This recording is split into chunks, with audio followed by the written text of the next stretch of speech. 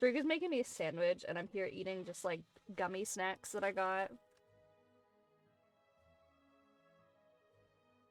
We went to Bulk Barn the day before my surgery so that I could have some snackies at my desk. Mm-hmm. Great. Wasn't expecting Snackies. them to damage my throat with the intubation tube, but to be fair, out of the 6 surgeries that I've had in the last 3 years, this is the only one where I've been injured like that, so I'd call that a win, considering it's apparently very common. Mm-hmm. Congratulations on first, Clarice. I'm gonna be so clear for everybody to be able to hear today, because I can't sit back in my chair, and I also can't reach my microphone, so it's like right in front of me.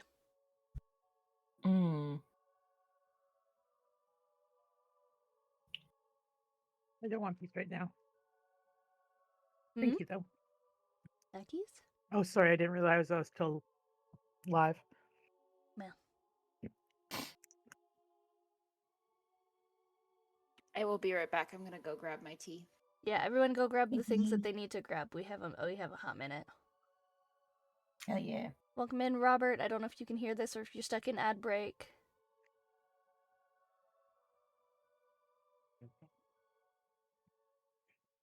Lemon, if you want to know, Blue is still unmuted. I don't know if you are. I think Okay.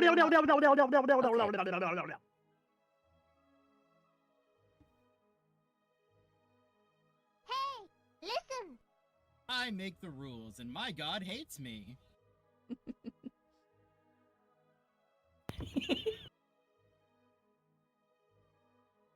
It's almost as good as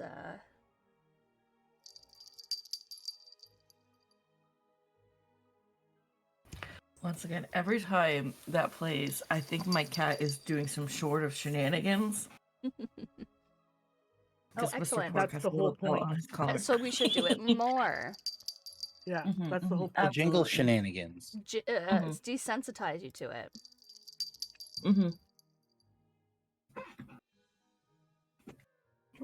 I had a glorious pre-stream roll. Oh yeah, I saw it was a 4. What does that mean? It's just the morale today. I see.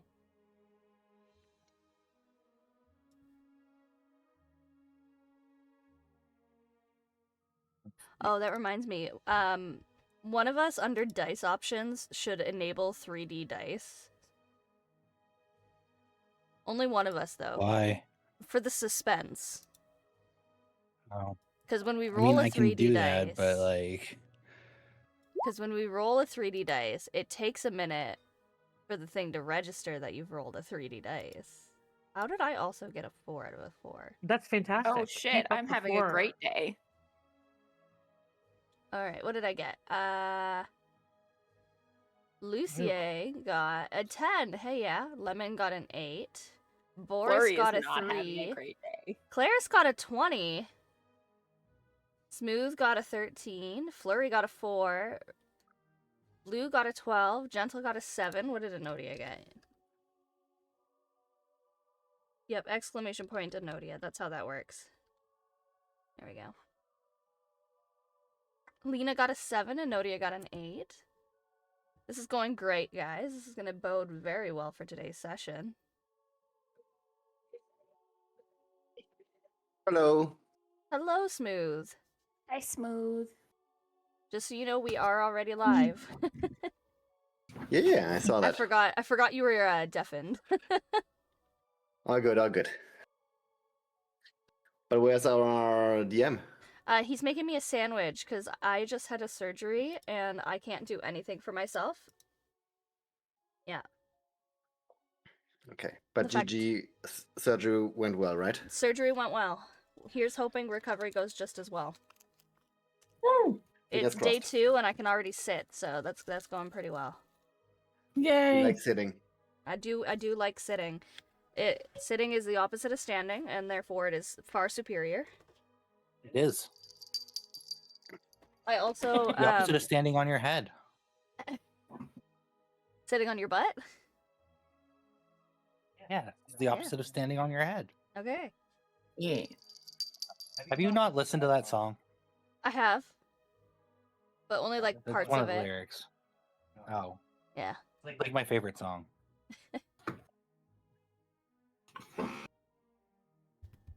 Is this where I make a joke about that not being what your Spotify Wrapped said last year? Oh. Oh, shut up!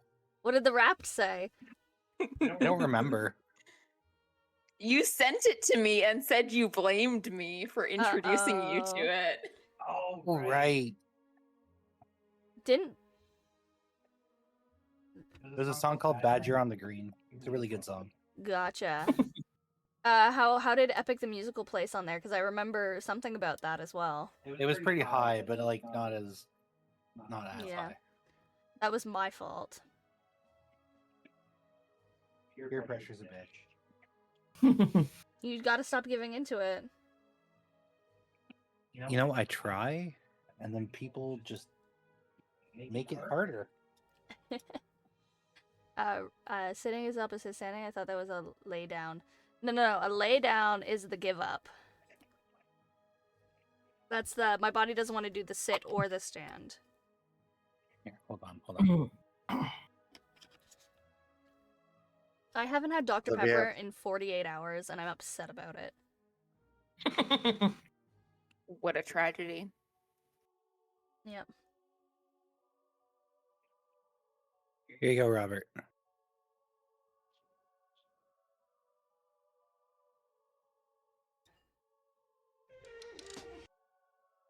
Ah, I see. Okay. Just clicking on it, making sure it's a safe link. Can't trust all of the links. Why would I post something that's not safe? I make the rules, and my god hates me. That wasn't me. That wasn't me. I'm a mod. Why would I post something that's not safe? Well, because here's the thing. You might just feel like it one day.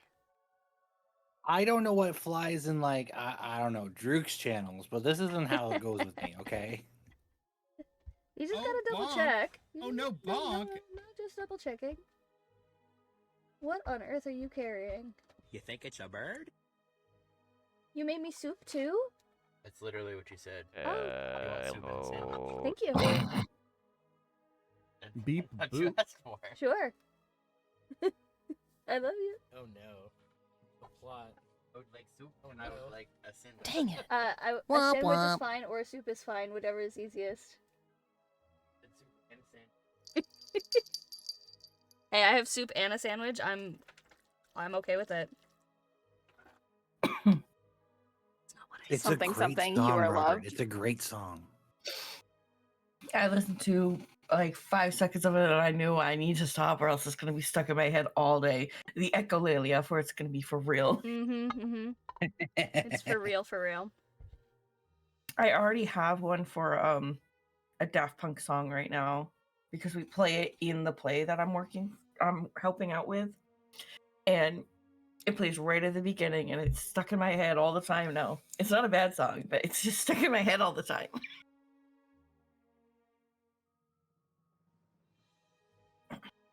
Hello. Hello. Hello. The sandwich man is here. The Mon Man himself. Indeed. Her sandwich looks really fucked up too because it's an extra large piece of bread, and I cut out like a middle section, and then I cut one diagonally, so she's got like this weird pattern of cuts that don't make any sense. It's because I ate the middle part. Is that what happened? Yep. Oh. It's the Franken sandwich. Cut it in half, and then I cut one half diagonally, and then I cut the other half in half, and then I I ate need to that see little this artisan piece. sandwich. I don't know where my phone is, otherwise I'd take a picture of it. It has gone missing. Fair. I think it's over by the bed still. It didn't make the transition. Fair. I thought it looked a little smaller than normal because we buy the big bread, but I wasn't gonna say anything. I thought maybe it just had a small piece of bread. No, it's because I was gonna like have half a sandwich each and then a soup each, and then I was like, nah, I don't want that much sandwich today. So I just ate the middle piece and made it look like it was just one bread. It worked. I didn't notice. I wouldn't have noticed if you hadn't said anything. Don't forget to roll your d20s. Woo. My rolls are garbage. Yeah, mine too. It's okay. My roll was great. Flurry, however. Oh, that reminds me. Hey, Drew, remind John to send me the Dropbox because I have too many videos and it's telling me that I'm running out of space on my Google. Yeah. Drew got a 2. That's something at least. Bad guy's got an 18 though. Put them together, adds a 20. That's how that works, right? Hmm.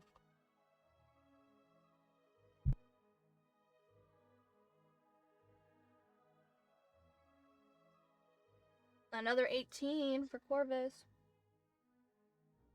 Have a good time at work, Kilted. You won't see me for at least 2 to 3 weeks. You're gonna have to deal with all of the other baristas instead.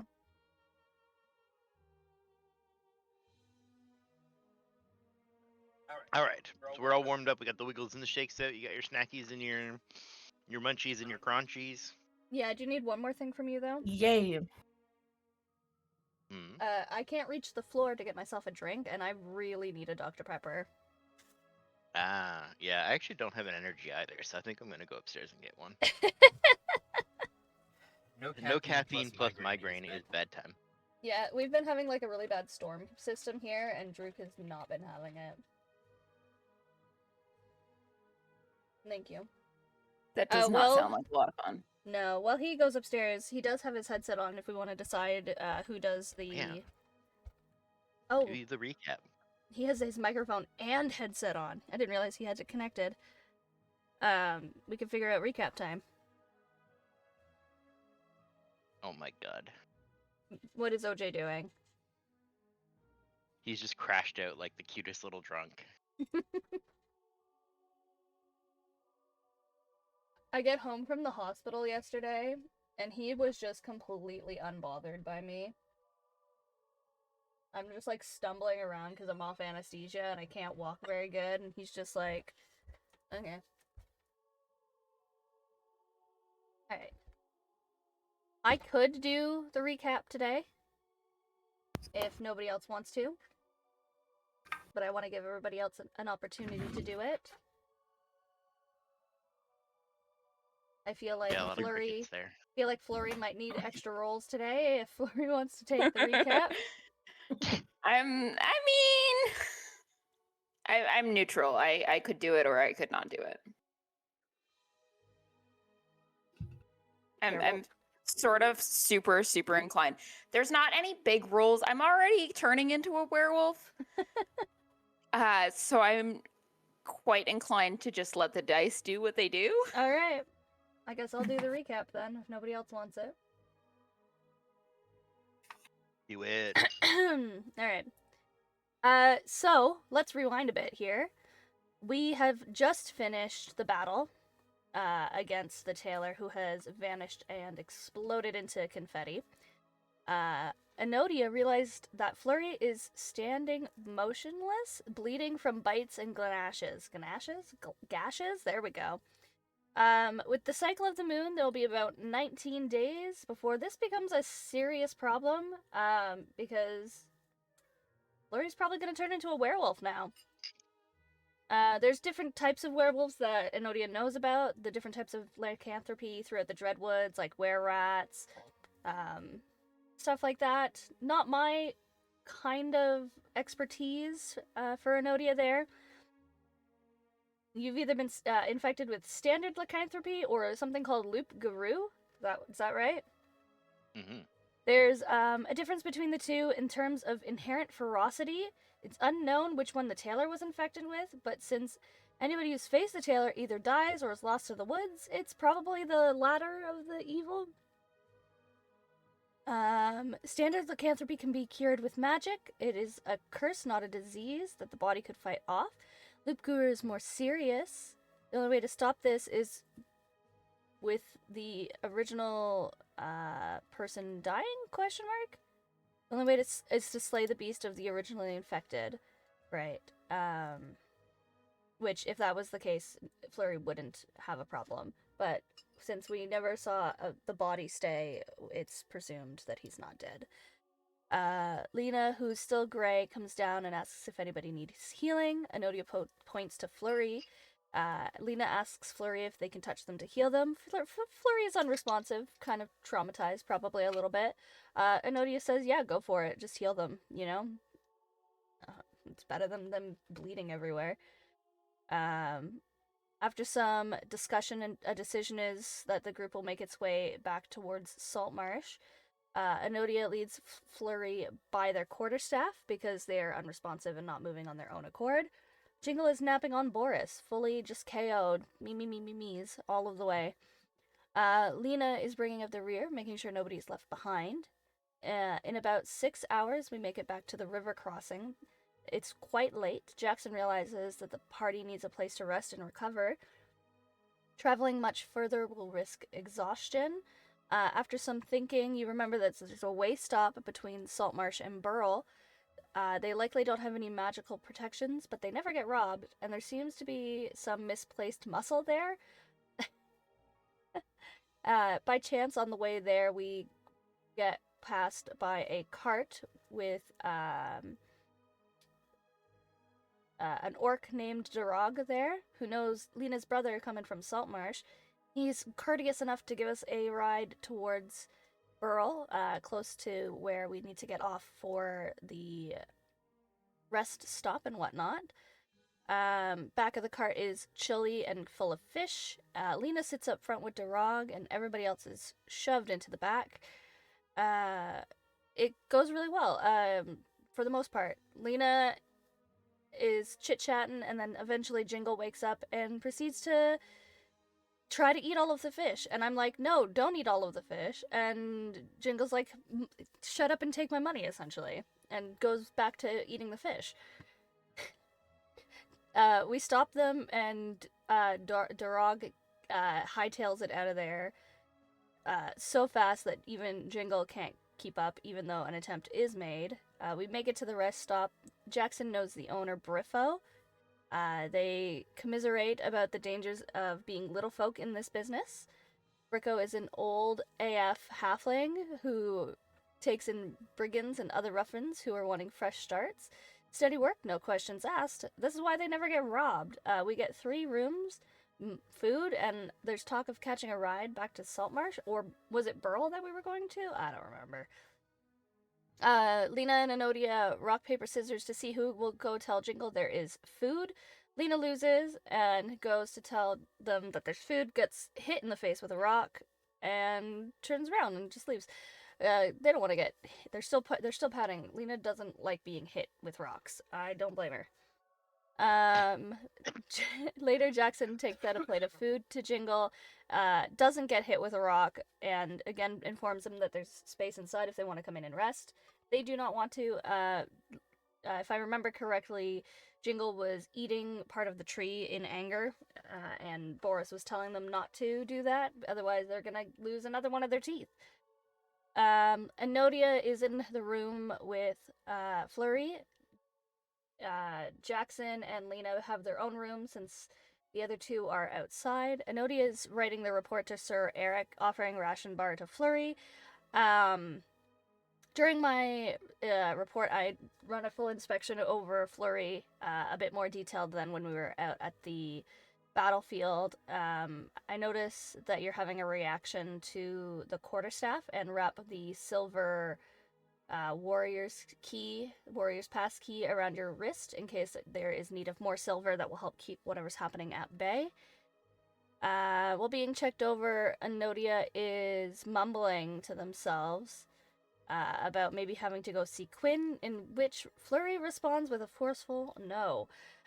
Mentioning perhaps one of the keepers then, Flurry again says no, and points to a location of the monastery on Enodia's map. It's about 2.5 days away by cart, or 5 days on foot.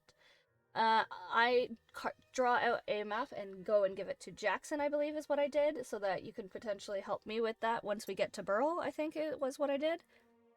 Having a chance to bed down, Lena tries to close her eyes for the night, but finds herself brought into a twisted grayscale woods. Trying to get your bearings, you see a blip of color a ways off, and you start making your way towards it. Once you get there, you see little Lena as a little baby tiefling, crying because you were being bullied and they were pulling your hair, and it was so sad. Your brother So mean. finds you so mean. Your brother finds you and comforts you with some encouraging words, and when you hug him, you realize he has a black eye because he went and beat the shit out of the people that were bullying you, like real brothers should. No, don't do that. I don't condone fighting. You fall fully asleep, just a little bit more vibrant than you were the night before. You're muted, but hooray! GG. Hooray! How do you guys think and I with did? Did I that- forget anything? I think it was good. Okay. Yes. You Only actually part reminded was me of a lot of I stuff. got the snot kicked out of me by a goblin. yeah. You did So get many many unarmed attacks. You To the caught these face. hands. Yeah. And I tried apparently, Jingle should have been a monk because goddamn those rolls. I don't think you rolled less than a 25 on your attacks. Also, Yeah. since I did No, I the was good. few minutes early last time, I'm gonna do my long rest right now. Okay. Yes. Yes, if you haven't done your long rest, do your long rest. Click the long rest buttons. Alina, you have a choice. Oh gosh. Would you like to no longer have disadvantage on ability checks, attack rolls, or saving throws? Oh. Attack rolls. There you go. So you are slightly more colored. The vibrancy returning back to you, Heck yeah. and you no longer have disadvantage on everything. Excellent. That's always. That is very good. I think I did all. Yeah. Yeah, I did my long rest last time.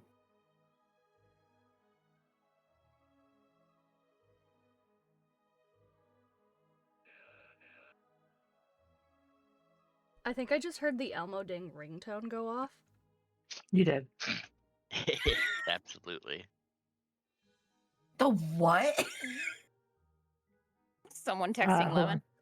Yeah, hold on. So Lemon Lemon's got a has ringtone. That is. Oh no, it's this one. No, it's the other one. Yeah, it's this one. And that's their actual ringtone for their actual phone. It's great. It is great. I love it. Beautiful. Who do I want to pick on today? Oh gosh. Jackson. I was gonna say, We'll you pick on can't bully today. me, I'm injured. Yeah. You Right hit me with the time- fields last time. It's someone else's turn. Yeah, exactly. Gotta mix it up. Mm-hmm. Jackson, as the night proceeds, as the night does, some shifting and some moving, travelers getting up, and some light revelry from downstairs as people are having their breakfasts or saying their goodbyes to Briffo on their ways to further business. I want to check in with Jackson. Jackson is a man from humble beginnings, an upstart through performance and magic, coming to notoriety and moving his way all the way up to a businessman. How is Jackson feeling with your 1-day trip now suddenly expanding and 2 party members afflicted with various illnesses? What is Honestly, Jackson thinking about?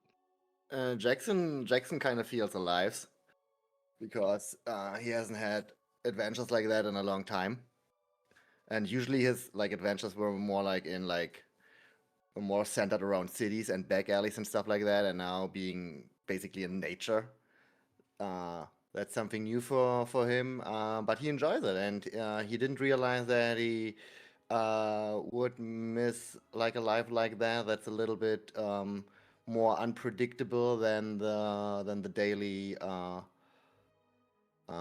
life, the daily business of of the tavern. So Jackson definitely kind of enjoys it, even with all the up and downs. He's still a little bit uncertain about all the company because most of the time he was like working on his own. Like obviously he had like here and there some cooperation stuff like that with like other bards, maybe other tavern owners, or even earlier some other little crooks making preparing and doing shady little deals, stuff like that. But he was usually like a lone wolf in that regard. But he kind of warms up. He definitely still has a soft spot for Lena because she helped him in with the tavern thingy. Even though he knows, or he realized that like Lena is still a little south of Jackson, and he also is like fascinated from Minodia and his book. So yeah, Strange that's like company, lots of mysteries. Yeah. yeah, exactly. That's the state of Jackson. Perfect. A little pep in your step as you get up because it's another day of adventure. I think probably you're the first one up, mostly because this is your normal sleeping times. Like, in that early morning, wind down, go to sleep, and then wake up. So I think you're probably the first one to stir, but rattling on a few doors as you head down, everyone else begins to get up as well. Jackson's like, get up, get up, get up, get up. That's how I imagine it. Yeah. banging like a pan or something, making extra noise. All the noise. Well, Why are you asleep? This is the perfect time to not be asleep. Why would you, right? No, Jackson would go downstairs, sit like in a empty at an empty table of the tavern. Would watch the business of the tavern of the early hours and wait for the others basically. Anodia groggily wakes up and rolls over. Flurry, are you asleep or have you not moved the entire night? I definitely haven't moved. I may or may not be asleep. Are your eyes open? Yes or no? Oh yeah, they're open. Ah! And I'm gonna chuck a pillow at you. Like what you do when you wake up and something is staring at you. Hang on a second. Deflect missiles. I catch it. Oh, you catch it? Okay. Man. I don't know. I thought it would be funny. And throw it back at you, actually. It would hit me square in the face. I do not have Yeah, reflexes first thing in the morning. I don't need to roll for that. Something redirect attack. It hits me square in the face, falls immediately back onto the bed and going, man, you really gotta like blink or something, I swear. And I'm just gonna get up. And I'm like, alright, let's go get food. Do you need help again? And I'm gonna go to grab your quarterstaff and hoist you up. I can stand on my own. Okay. But I will follow. I don't know how conscious you are today. We're somewhat conscious. Mm. I'm not having a good day, but I'm there. It's here, fine. alive, I Everything's guess. fine. Aftari fine.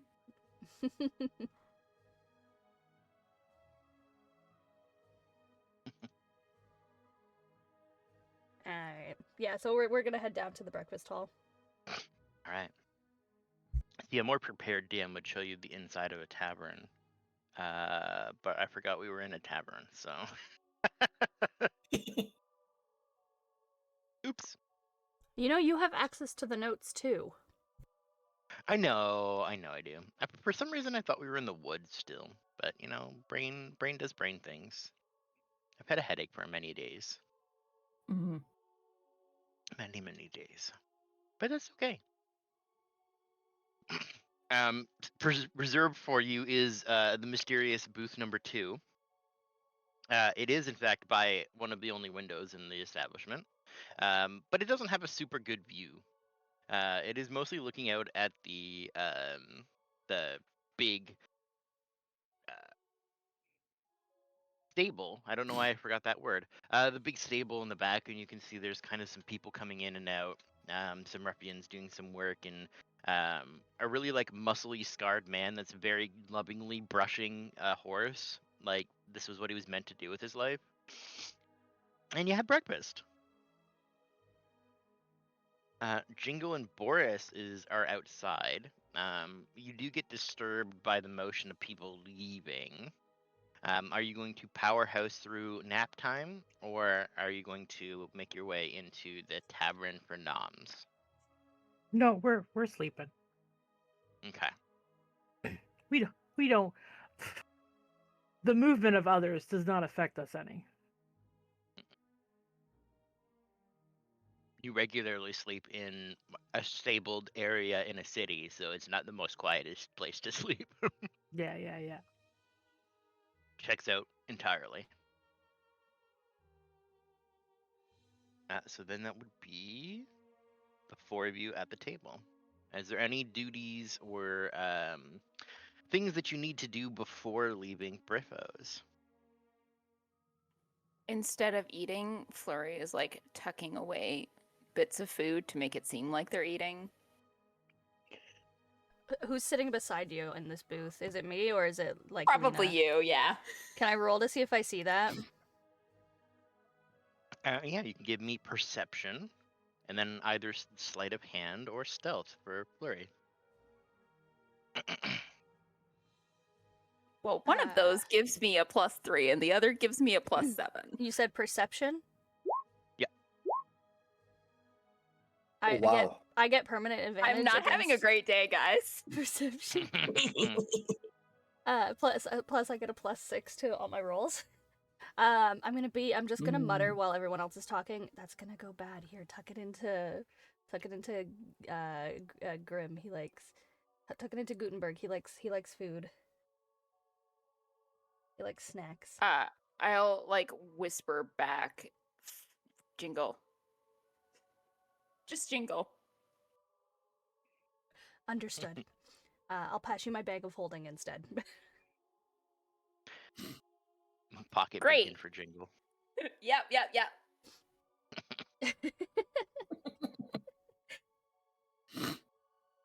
So anyway, what I was saying was, if we go this way through Burl, we should be able to cut through the town rather than going around it. Just continuing on a conversation that totally was happening.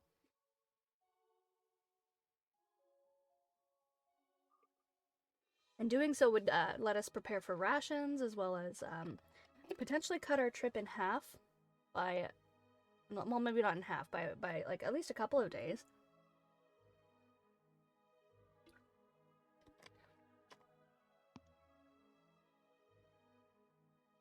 Okay.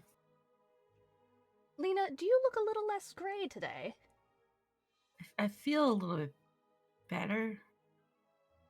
That's good. Maybe? I don't know. I'm just like staring at you, squinting, trying to determine whether or not you're less gray. I'll have to make a note of this. And then I'm going to turn to you, Jackson. I'm like, you wake up earlier than the patrols do. Yep. That is That's definitely a feat. That's just my life. Mm.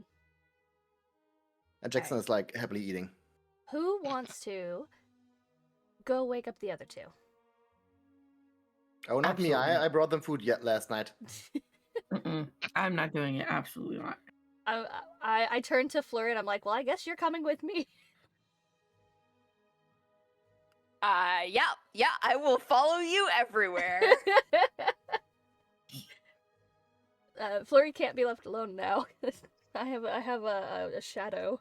I'll go out to Jingle and Boris's area. As I pass by somebody, I'll just grab like a couple extra bread rolls from a basket or something. I'm sure there's baskets of bread rolls. I've also like squirreled away like a good 3/4 of my breakfast Yep. to offer. All right, well, let's go do this. And I get up and I go we go walk out. Do you remember where they were? I kind of give you a look. Hmm. Well, I I suppose there's didn't no go harm in outside going. last night. I don't know where they are. I suppose there's no harm in going, and I'm gonna spin in a circle and point, off in a random direction. It just so happens to be the correct direction. I have the map. I have the map. Yeah. Map. Yeah. I'm You gonna don't need to follow know it. where they I don't are. need You to know where they are. I know where they are. You know where Jingle is. I know where technically. Jingle is. So Boris and Jingle are not too far apart. And I will, before we set out, re-up the map for everybody as well. Just putting that out there in case I forget to do it in the moment. All right, I'm gonna pick up one of the rolls out of my pocket that I grabbed, and I'm gonna start walking in that direction. Boris, Jingle, it's breakfast time. Hello. Are you guys still under the tree? Well, you would come to me and Boris, and the tree is there. Mm-hmm. It's just on the ground next to us. Oh boy. Okay. Nod through the tree, did they? Well, I'm sure Jackson can figure something out for that. Jingle, we got some breakfast for ya. Boris, do you want some bread? There's specifically eggs. I Sorry. see. Woohoo! An Nice. alarm clock. Sorry. So Jingle's gonna roll because she smells food, Yeah. and she's gonna open her eyes, and then she's gonna close her eyes, and she's gonna roll back over. I'm gonna nudge Flurry, and I'm gonna be like, "Come on, you're their favorite at this point. You gotta get them up." I'm gonna put a roll in your free hand, the one not holding the quarterstaff. I already have like eggs in my hand. It's going on top of the eggs. Gotcha. Just making a monkey sandwich. Yeah, for real. I'll walk over and nudge Jingle and be like, "Hey, I have food for you. Do you need anything else?" Jingle's gonna open their mouth and just point. I placed the food directly in your mouth. Just all of Fantastic! it. That's exactly what I wanted. I'm just Feed gonna- the baby. My cheeks are full of eggs and bread, and I'm just chewing with a shit-eating grin on my face. If you continue this way and open your mouth once you're like half finished the mouthful, I'll just keep feeding you from the bag of holding. That's what I'm doing. Great, that's what I'm literally doing. lounging on Boris's back with my mouth open and a monkey servant feeding me. This is heaven. Best day yes. ever. I'm gonna walk over to where Boris is. Boris, are your eyes open? I'll also feed like some food to Boris, Yeah. but mostly I'm focused on feeding Jingle. Boris- She wants Boris the is food awake. directly Boris is awake delivered from to there. her mouth, so I guess that's what I'm doing. Not the first time you've dealt with this sort of situation. Absolutely. Nope, me and Boris are happily eating the monkey's food. You know, there's more food inside. And I turn away I from look at Enodia and I'm back Enodia to Flurry. and I go, "That's not here, though."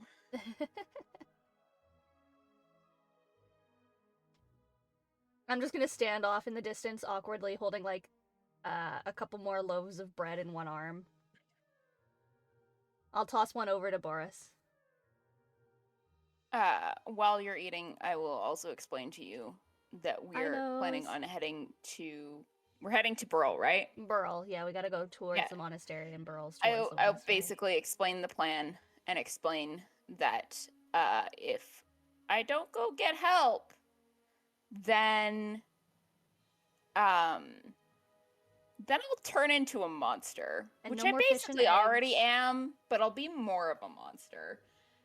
And I don't want anybody to have to deal with that.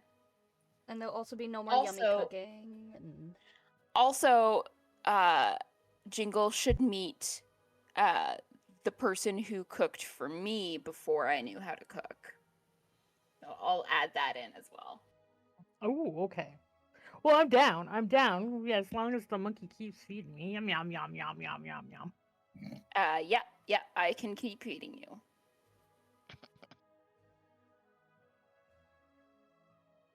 Flurry will just make sure that they keep a supply of food just on them at all times now.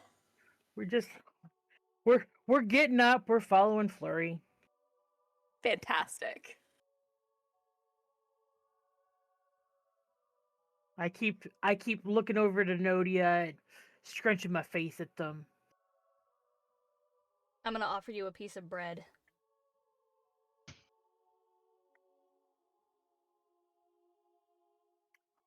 And I turn away. Okay. I'm just still holding a bunch of bread. It'll eventually make it into the bag of holding. Oh, yeah. I'll say to Jingle, Enodia is not so bad. She just doesn't know yet. She's learning. I'll look at Flurry and I'll be like, "Oh, Flurry, you're so nice. You sleep so soundly," and just continue on with my day.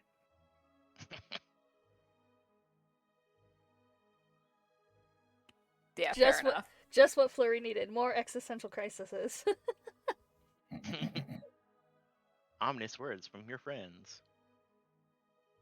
That's fine because Flurry doesn't take Jingle that seriously at all.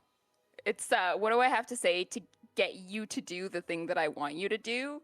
Great, I can feed you, I can place food directly in your mouth. Sure, that's what I'll do. Jingle's a simple folk. Money, food.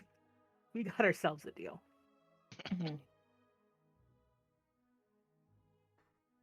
Yeah, basically.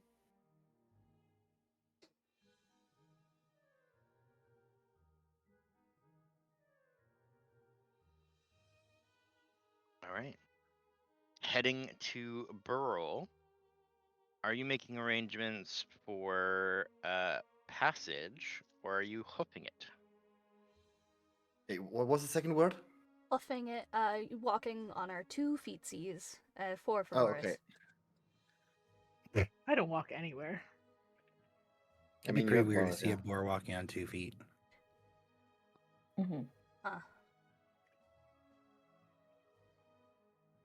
Jackson would definitely ask Briffo. Yeah. If there's like some easier ways than working.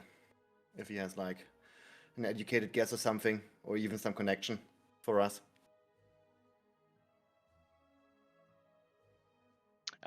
You had made arrangements with Brippo to get you back to Saltmarsh, but your destination kind of changed. Okay. Let's see, 1, 2. Now, if you take a direct path to the monastery, it would not be conductive to roads. Heading straight there, it looks like from here is like a 5-day travel by foot. The road around Burl does kind of curve around this sort of mountainous, or not really mountain, but like an elevation by a few hundred feet. So it kind of curves around this larger hill. Just mapping the... So it looks like it's about 7 days by foot to Burl, but you can half that time if you have carriage or horses. So you could, if you had a ride, it would be like 3 days to Burl, 3.5 days to Burl, or you can walk through the woods at a 5-day travel. Can I look for Briffo and tell him that our plans changed? Is he like present right now, or is it like his bad time as well right now? You can see he's winding down. There's a younger man that he's talking to in sort of the kitchen area, like kind of giving like, "When all of these things are sorted out now, and I'm going to go have a nap." And yeah, you can certainly find him. Changing your trajectory. He kind of, there's that mischievous little glint, you know, when a businessman is given an opportunity, and he says, "Oh, well, I'm sure that the show when I come to visit you will be spectacular." I sure will make sure of that. Mhm. We're going to have the nice wine. The best one. I'm gonna keep it for you. I'm gonna get one extra from a faraway country named France.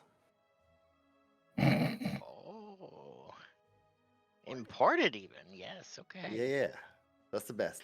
Also, Griffo, I mean, I realize that you must be kind of tired after a long business day, but you remember how we talked about bringing us to Saltmarsh? Oh yeah. Well, our plans kind of changed. We would like to get to a monastery in Burrow. If you're familiar with this place, I don't know. Maybe you have like some connections to help us get there, so that we don't have to go by foot, because it's like a 7-day walk, and you know us, we are not very good at walking, us halflings with those short legs. Oh no, certainly not. I wouldn't want to walk that far. You understand me? I will see. Many moons ago, when I was a younger man, I left Saltmarsh for Burrow, and this is where I stopped. So I I built mean, a that house makes there. sense. I cannot blame you. Burrow is like, I don't know where that is even. There's, a bunch of, uh, people, and tree people are kind of cool, but it's just so far away. Hmm. I'll change the inventory for the boys to pick up, and they can go to Burrow instead. Just make sure that we have that nice wine together when I come back your way next time. Griffo, you are a treasure. You can do that. I hope that's not any it's not like inconvenient for you. Well, I it wouldn't will want be to cause you fine. any trouble. It will be fine. It's just we'll have a little overstock for a period of time. The Burrow trip wasn't for a couple more days or week or so, but this is okay. Good opportunity knocks. And I'll have a nice trip at the end of the month. Wonderful. I cannot wait for you to visit me. All right. Well, let me introduce you to Bo. He's gonna waddle outside to a gentleman that's brushing the horses and getting a cart ready. Okay. And you basically just say, "Bo, this is Jackson. Jackson needs to go to Burrow. You're going to bring him and his friends there. You'll pick up these items instead." And he kind of changes, like manifests of sorts of like, that's what we buy from Saltmarsh. This is what we buy from Burrow. Buy that stuff instead.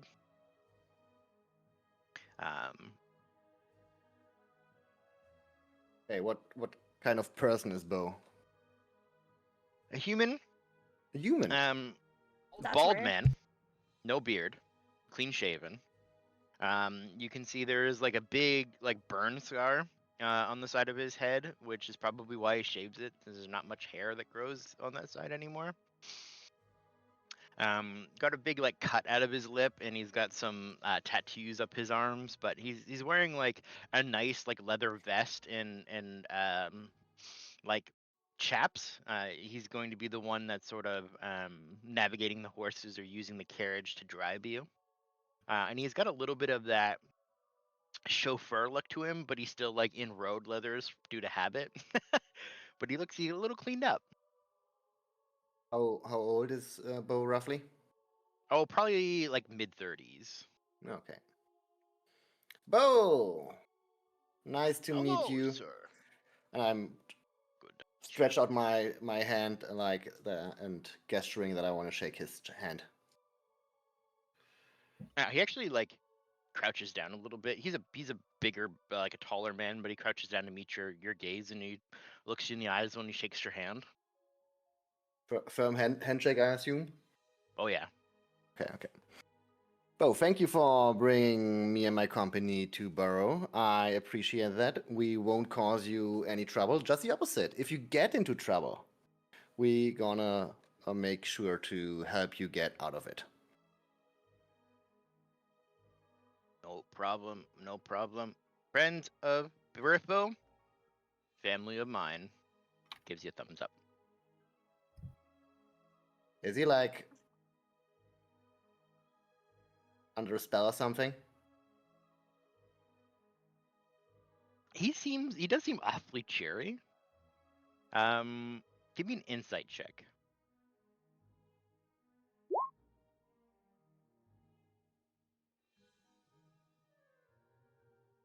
He's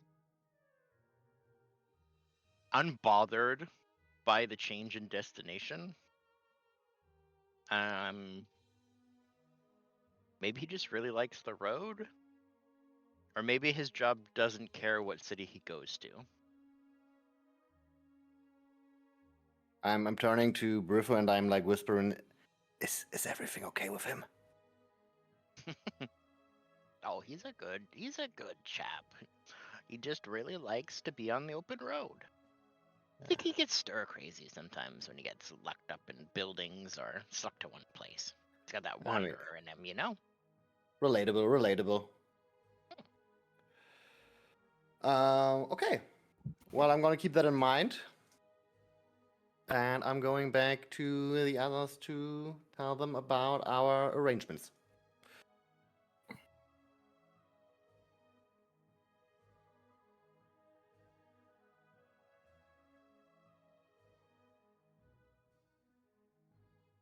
While you guys are getting ready, Bo brings the cart around to the front of the rest stop. He's got basically there's like a single horse with a wagon behind.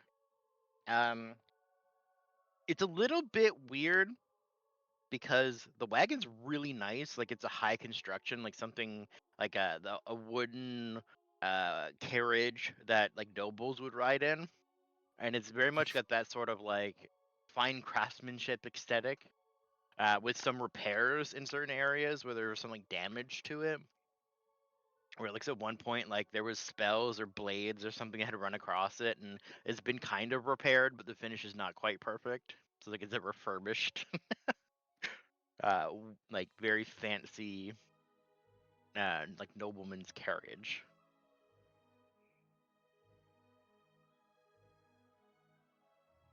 Is there enough space for all of us?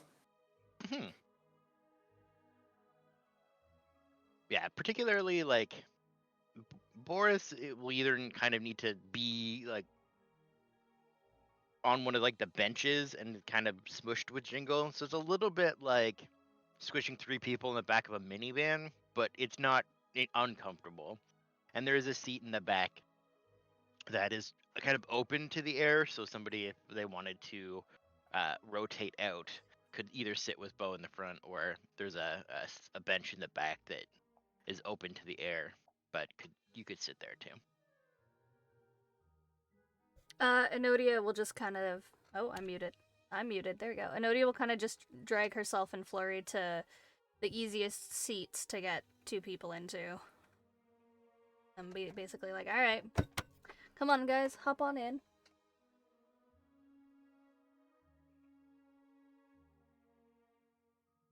Yeah, we'll get in the cart as well. Horse is just jumping on his legs, trying to get in. Sorry, did you say there's like space next to the bow, basically? Yeah. Then I will go to that space. Actually, I would ask Bo if that's okay for him. Bo, is it okay for you if I join you for the ride in the front? In the front seat? Oh yeah, no problem. You know, we'll just gonna scooch over a little bit and pat to the seat next to him. Enodia is gonna offer Boris an assistance on getting up into the thing. Boris absolutely takes it. Okay, cool. It's like, all right, I'm gonna put my hands together in like a lattice form. And I'm like, all right, go ahead and put one of your little hosies in here, and I'm just gonna like hoist you up. Flurry will help as well. Excellent. Probably a lot more helpful than me trying to help. Although, to be fair, you're kind of stuck holding your staff right now, so you only have one hand. It might even things out. No, but I'm used to having my staff in my hand. This is normal, and I'll just like tuck it under my armpit, Okay. basically. You're also forgetting Hadozis have 4 hands. Oh my god, they do. It's true. Technically Hand per 5. hand. Mm-hmm.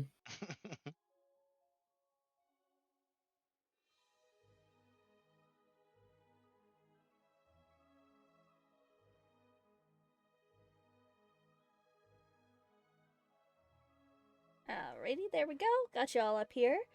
Jingle, did you need an assistance in getting up here too? Dingle's just gonna clamber up. Yeah, I figured. Don't need your help. Something like that. Yeah, pretty much. Yeah. Don't talk to me. Alrighty, perfect. Boris, here is a bread roll for you, and Jingle, here's a bread roll for you if you want it. Jackson, I think we're all set back here. Excellent. I'm imagining Enodia offering the bread roll to Jingle, and Jingle turning away, and then giving it to Flurry, and Flurry offering it to Jingle. It'll taste better if it comes from you, yeah. You take the bread roll, you hold it for 2 seconds, you pass it back. She happily accepts it. Yep. Level petty. Yeah. I'm into it.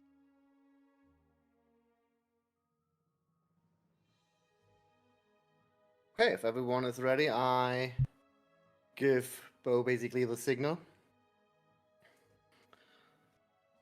Gives a I'm very waving dramatic hiya. to Briffo, and then I guess we are on our way.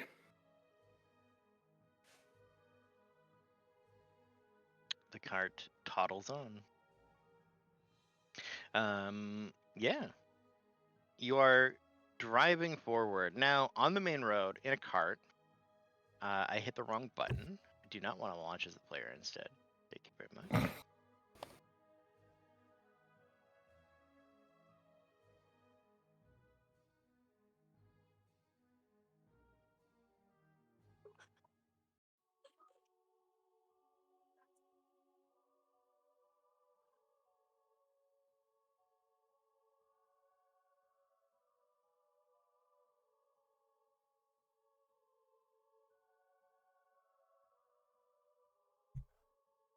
So, how did everybody sleep last night?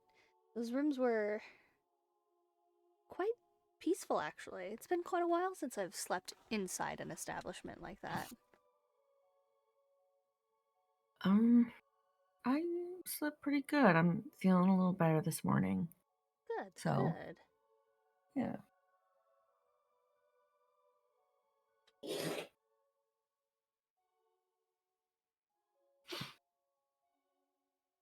Mm. I don't think Flurry slept. They woke up and scared the crap out of me. You threw a pillow at me. You were staring at me while sleeping. No, I wasn't.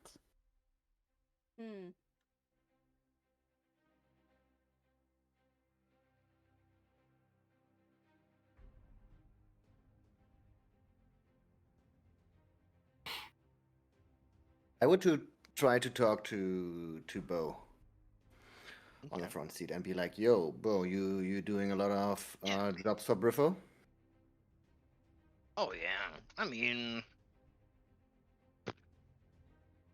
kind of looks up and you can see his eyes rattle around a little bit. He's like, I think it's been like 2 or 3 years now since I worked for the old guy. I see. How come you got into his service? Oh well. I mean, most of us were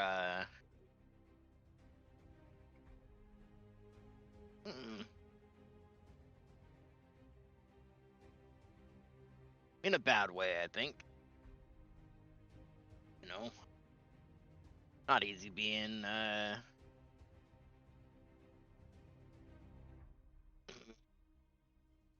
you can see like the reluctance to really like open up about it, but he like your buddies with Griffo to some degree, so he's like, well, you know, some of us have some sordid pasts, you know. Some of us Yeah. used to you know, I rob get you. I people on the get you. side of the road, or you know, smuggle things, or you know, take stuff that wasn't ours.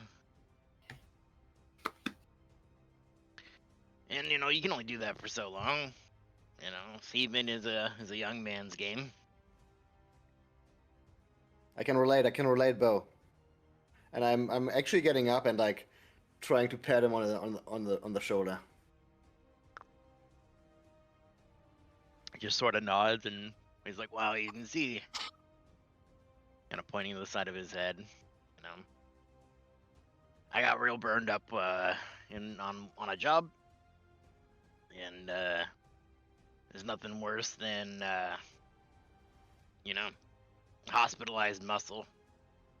Not a lot of people want to take care of you once you're not useful to them anymore. So, you know, get left behind.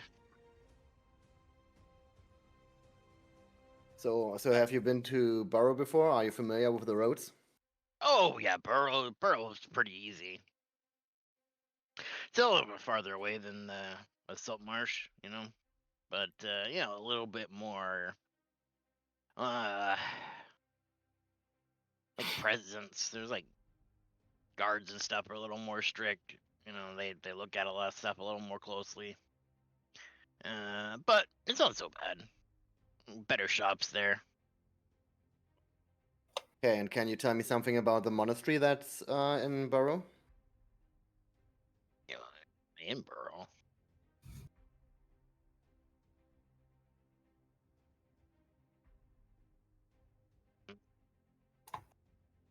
Nope. Like there's one in Okay. Burrow. There's like a temple in Burrow, but that's like a god thing. Yeah, and you don't strike me like God's person, right? And I like Nah. laugh a little bit. Just to make sure, just to show him basically that I made a joke. Yeah, what have they done for me, eh?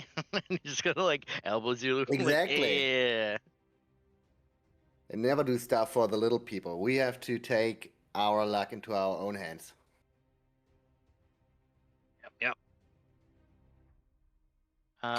Give me a perception or investigation check. For Jackson's keen eyes. Perception. 27. 27. There are some hidden compartments up here.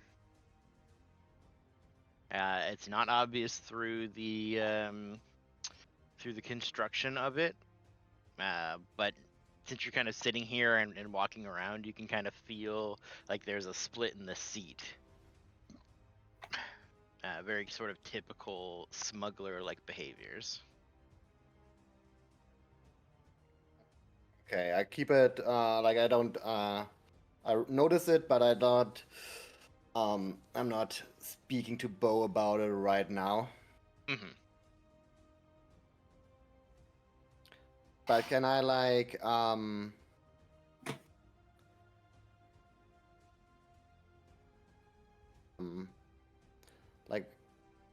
is it like some secret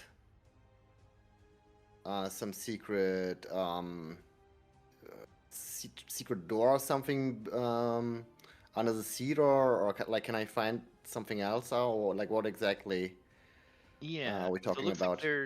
there's two secret compartments.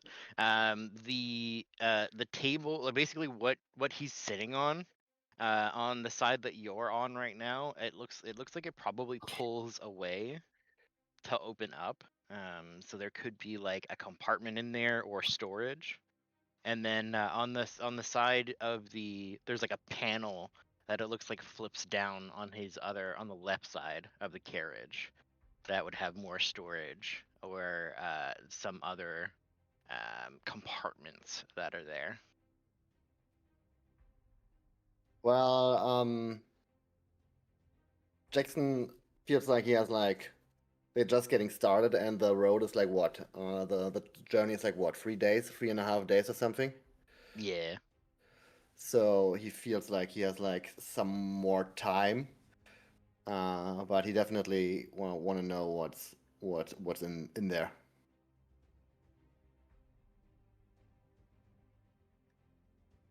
At some point.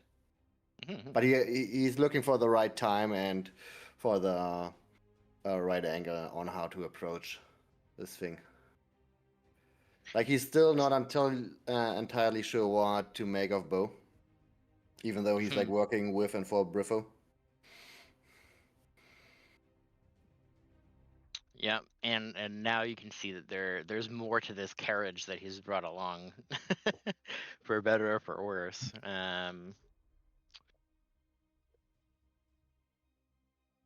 Bo basically will talk a little bit about his recovery. Essentially that some whisper like through context of other guys, Briffo was like a soft target, or like he might have been somebody that was kind of easy to force a room out of, but when he got there, found there was actually like a bunch of guys like him that were kind of like on the wrong side of the law, and Briffo gave him a shot and gave him a place to rest and heal, and he feels really like indebted to him, but also that he's like treated like a normal dude, and he's not a criminal there. He's just Bo. Yeah. And he gets paid, so why do crime when somebody's willing to pay you to do stuff you already want to do? Makes sense. Yeah. Well, I like being on the road. I like driving the carts. Burrows, sleeping under the stars ain't so bad every once in a while. If the weather's nice, I can totally see that. Yeah, good views too. Like, look at that.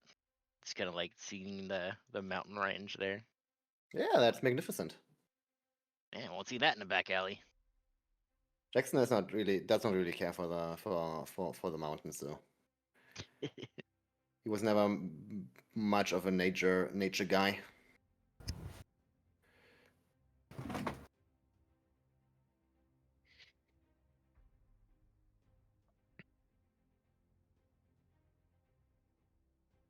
It is a long time in the car. Particularly for those that are in the wagon itself. You are trapped in like probably less than like a 4x5 cube with Boris and Jingle and Flurry and Nanodia. There's windows, you can prop them open, you can hang out a little bit. Adventurous types could cling around the side to the back seat and take a break from the rest of them, but you are in close proximity for quite a long time on this first day's travel.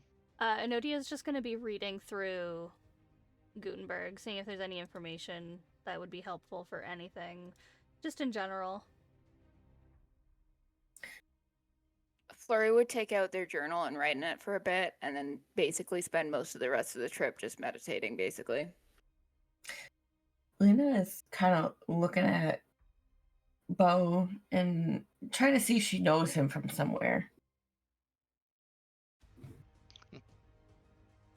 Because because she heard he travels a lot, and she's like, I wonder. Give me a history check. Oh shit. Oh,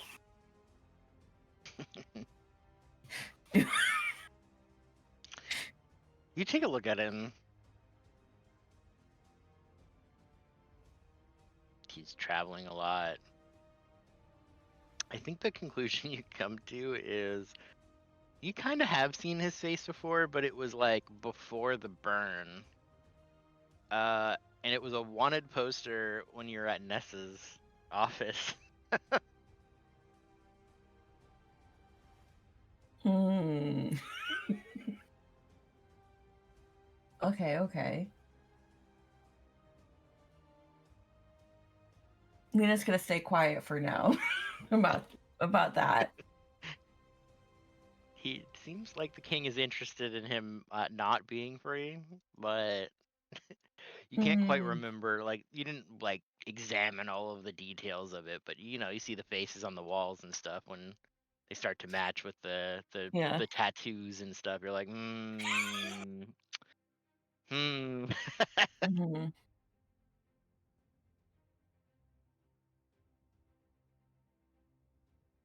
I guess Leo's gonna be like, so what other places have you traveled? Like, have you gone anywhere up north? You say you travel a Oh, lot. yeah. Oh, I used to travel a whole lot. Yeah, it was hard times with the damn woods, right? Mm-hmm. I'm not going in there. So like, you got to run the circuit. So if you're running the roads, like, I can go on the far side and like the Kimberton's not bad. You stay far away from the woods. You can go to, you know, Bendare is okay, but it's like in the woods. But like Nine Oaks to like Kimberton, it's kind of where I want to go. Maybe like up to Millen. I like that strip a little bit better, but I came over here to Salt Marsh and stuff. But I guess it's just where I ended up. Now I basically just run between Burl and Salt Marsh, really. Sounds like there's a reason he doesn't want to go from Salt Marsh to Seaton, maybe. Mm-hmm. The military town. Mm.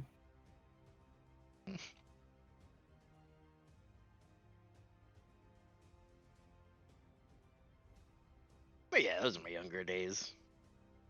Yeah, I don't like the old fishing town retirement place. Ever been up to Oak Root?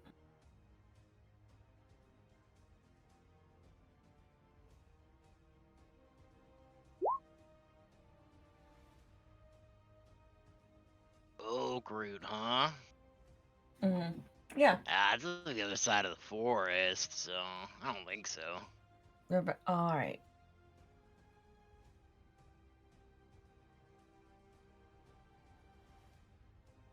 It is quite a trek to get around the forest. I'll say that. Yeah, I mean it's not so bad up by Millen, but like there's that like stretch in the middle that the rats are, and I can't be bothered with them no more. Fair enough. At Woodsage, I was over at Woodsage once,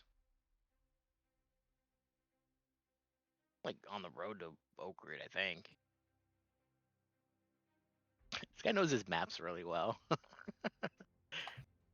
suspiciously well. Mm-hmm. Do I notice? Like, hell yeah. I mean, all of those roads do connect. I'm like, huh.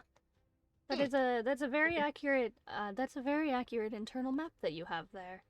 And I pull out my map and I'm like, yeah, everything connects the way that you said it does. You must be very good at traveling those roads. I mean, like, I used to be. Everyone's I had got a this, talent. I had this Mustang, right? Oh, it was a beaut. She ran like the wind. I tell you, like, you get on the open road. They're running like, what, like, they got a colt or something. No little basic horses can't outrun me. Everyone's got a talent for something. You just have to figure out what's right for you. Yeah, Mhm. yeah. I fold my map I mean, back up. Carts are nice because, like, you can keep stuff with you more than just a couple saddlebags. But, like, you and a horse on the road, there's nothing more romantic than that. Enodia looks confused and basically mutters, "What would be romantic about that? I don't quite understand. Father never explained this." And just goes back to her book.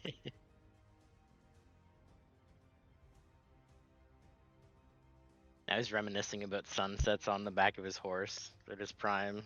He's like reminded of his high school days. He's like, yeah, those were the days. I had hair then.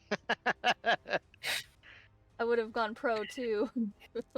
Yeah, would have gone pro too if it wasn't for this damn burn on my face. Mhm.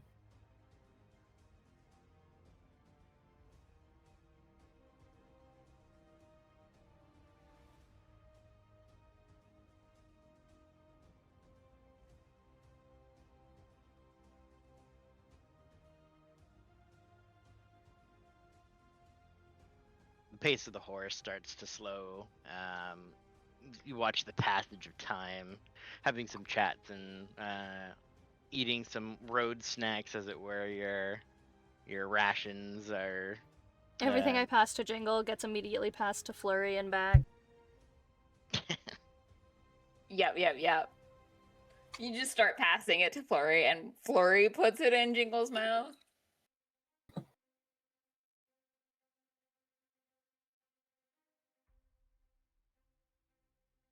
When it hits about noon, Enodia's gonna suggest stopping to stretch their legs, maybe make an early supper before we getting back on the road. We can't stay cooped up in here for too long. Otherwise, everyone's gonna go stir crazy. Yeah, alright. I mean, we can rest the horse for a little bit. That would be great. I have, something that your horse can drink out of, too. It's a patented device. And I pull it out, and it's just like it's a wooden bowl that, like, collapses in on itself.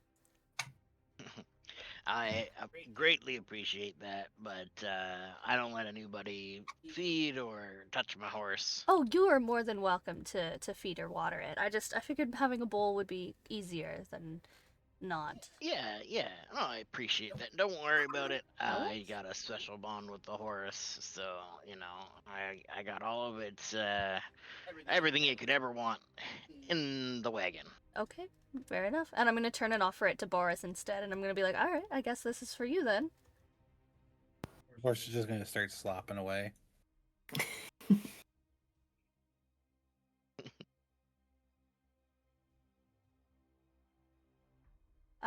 Enodia starts doing just like some stretches from sitting for so long, and is like, all right, well, who wants to cook? Because I certainly would like everybody to be able to eat.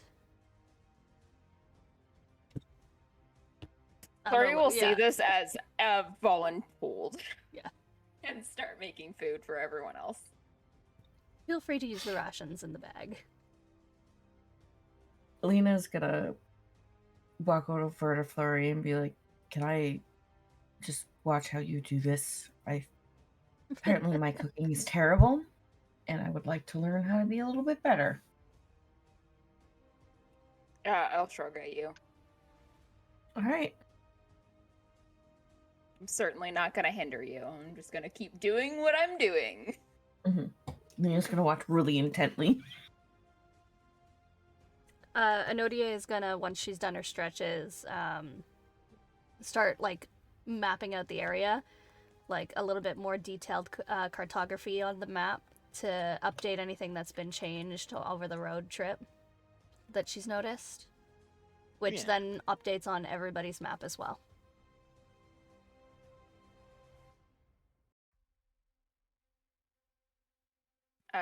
While I'm cooking, I assume I would have grabbed some spices from the guild before we left Saltmarsh, and I'll just like, this is gonna be the fanciest rations anybody has ever eaten. Spices? What are those? But once it's done, I will serve everyone except for myself.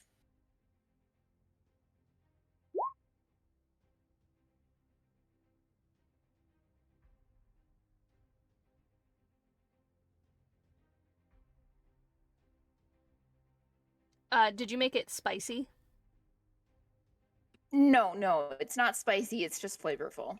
Okay. It's too spicy. Oh my god. Out of the corner of your eye, is it like a porridge or is it like food? It's basically porridge. Okay, you're gonna see Enodia start adding water to it. Oh my gosh. Hey, she's out in the boonies. She doesn't get spice. Black pepper, so spicy. It's so spicy. Paprika. Yeah. Leah's gonna be like, can I actually have a little bit more pepper, please? I will silently add more to Lena's bowl. She's like, yep, I used to be like that too. Enodia eats as much as she can handle, spice level wise, and then slowly dumps the rest of it into Boris's bowl. Right up. Boris is just happy. He has extra. More food. Oh, do I still have that snack bar that you threw at me? I'll give that to you instead. Thank you. And I'm gonna just munch on it and like hold it against my tongue to try to get the spice off of it. I don't do well with spices. We never had this many seasonings at the camp. It was always difficult to get such things, such luxuries, and I never... Oh, it's so spicy. You can just, it's like tell Flurry is studying you out of the corner of their eye. Mm-hmm. I just have to say, I like to think the headcanon for Lena being able to tolerate high spice is because she's infernal. Yeah, you're a tiefling. So spicy food is her jam. She's like... The secret is that Flurry knew you were a tiefling and already spiced it more. Because they Still think wasn't the enough. tieflings just like take all of the spice and they're like, well, maybe I'm wrong, but like It's like a habit at this point. Offer the tiefling more spice. yeah. Yeah. No reason. Just give the tiefling more spice. Yeah, He's a still little gonna bit of ask, past like... experience, but you know, it's Mhm. fine. Like, Lena still thinks that she's a little bit more, but she's gonna keep that to herself because she doesn't want to be rude.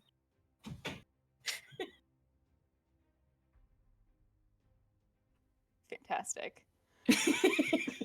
Actually, hang on.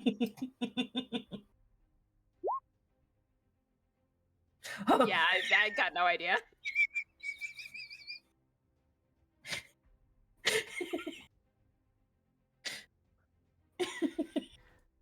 Once everybody is finished eating, Enodia will start packing everything up, washing it off with some water, and putting it back into the bag of holding. And then she's like, alright, well, before we lose any more daylight, we should, I guess, keep going. Yes. Hopefully Bo liked the food. Oh, you offered some to him? Oh, yeah, he had like a Yeah, I served everybody except for myself. All right. Can Lena actually done, pull yeah. Bo aside for a second before they leave, or before they get like Everyone's like clamoring into the back earsight and of you're talking to everyone? them, yeah. Yeah. When he's like reseating the horse reins and stuff. So Ew. I need you to be honest with me, because back in Salt Marsh, there is a poster for your arrest.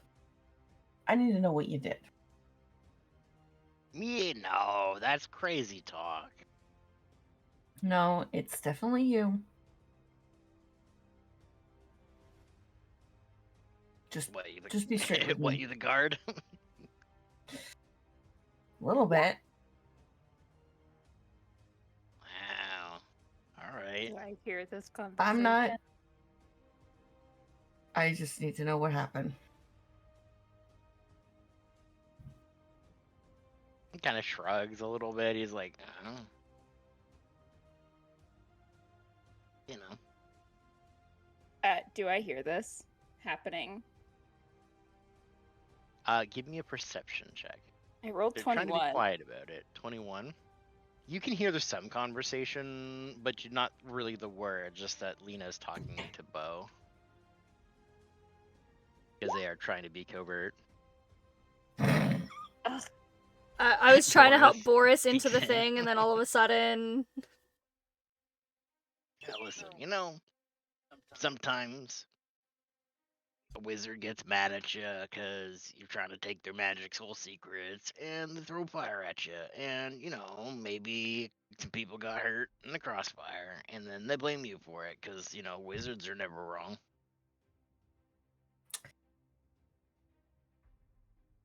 But that was like 4 years ago, man. I don't know why they're still looking for me. So you got your scar? Yeah. In a way, I did my time, you know. Kind of pulls up his shirt, and you can see like the burn on his face is only a very small portion of the rest on his torso. He's like, I had to like learn how to use like utensils again, man. So you know, yeah, I'm not gonna fuck with anybody anymore. If that's your All concern. right.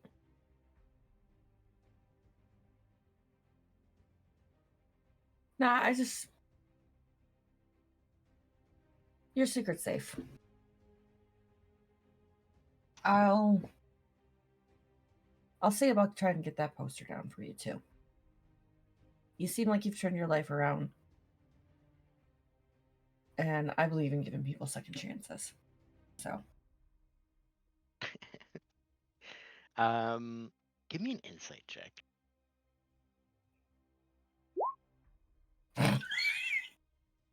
There's like a little bit of a complicated look, and you don't know this man very well. Mhm. But it seems like he's actually like kind of surprised. He definitely thought this was gonna go down differently. Yeah. He's putting the gun away. Yeah, I was just gonna say, he's like, yeah, you're all right, and he puts like a little dagger back into his pants. Like... That dagger, you just happy to see us. Yeah. Oh my god. Listen, Lena is not too by the rules. She knows people sometimes get mixed up with shit and sometimes fuck up a little bit. Like she's not gonna like rat out everybody. If they're honest with her, she's willing to give them a second chance. That's who she is.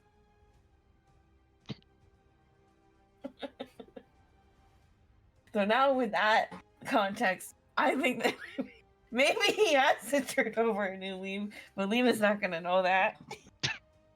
No. Oh. She's using Jackson as a reference because she thinks he's shady as hell, but he seems like a good dude, so. Oh. Lena's now going to walk away and get in the cart. if you're not a little bit sus of your party members, what are you doing? Exactly.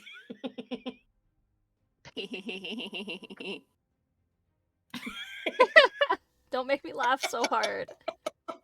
It hurts. All right. Get back in the cart. Mhm. You continue to roll. Mhm.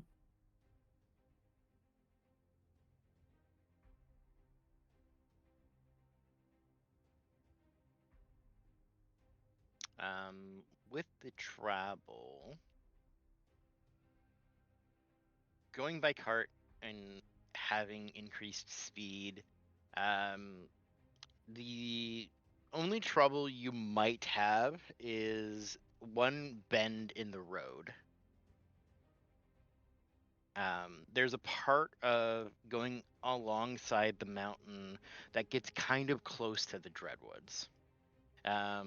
And the elevations are kind of staggered. So there's like a cliffside to one edge, and then there's like a ditch that drops down and continues to drop down. and it's like right where the forest has started to kind of push up against as well.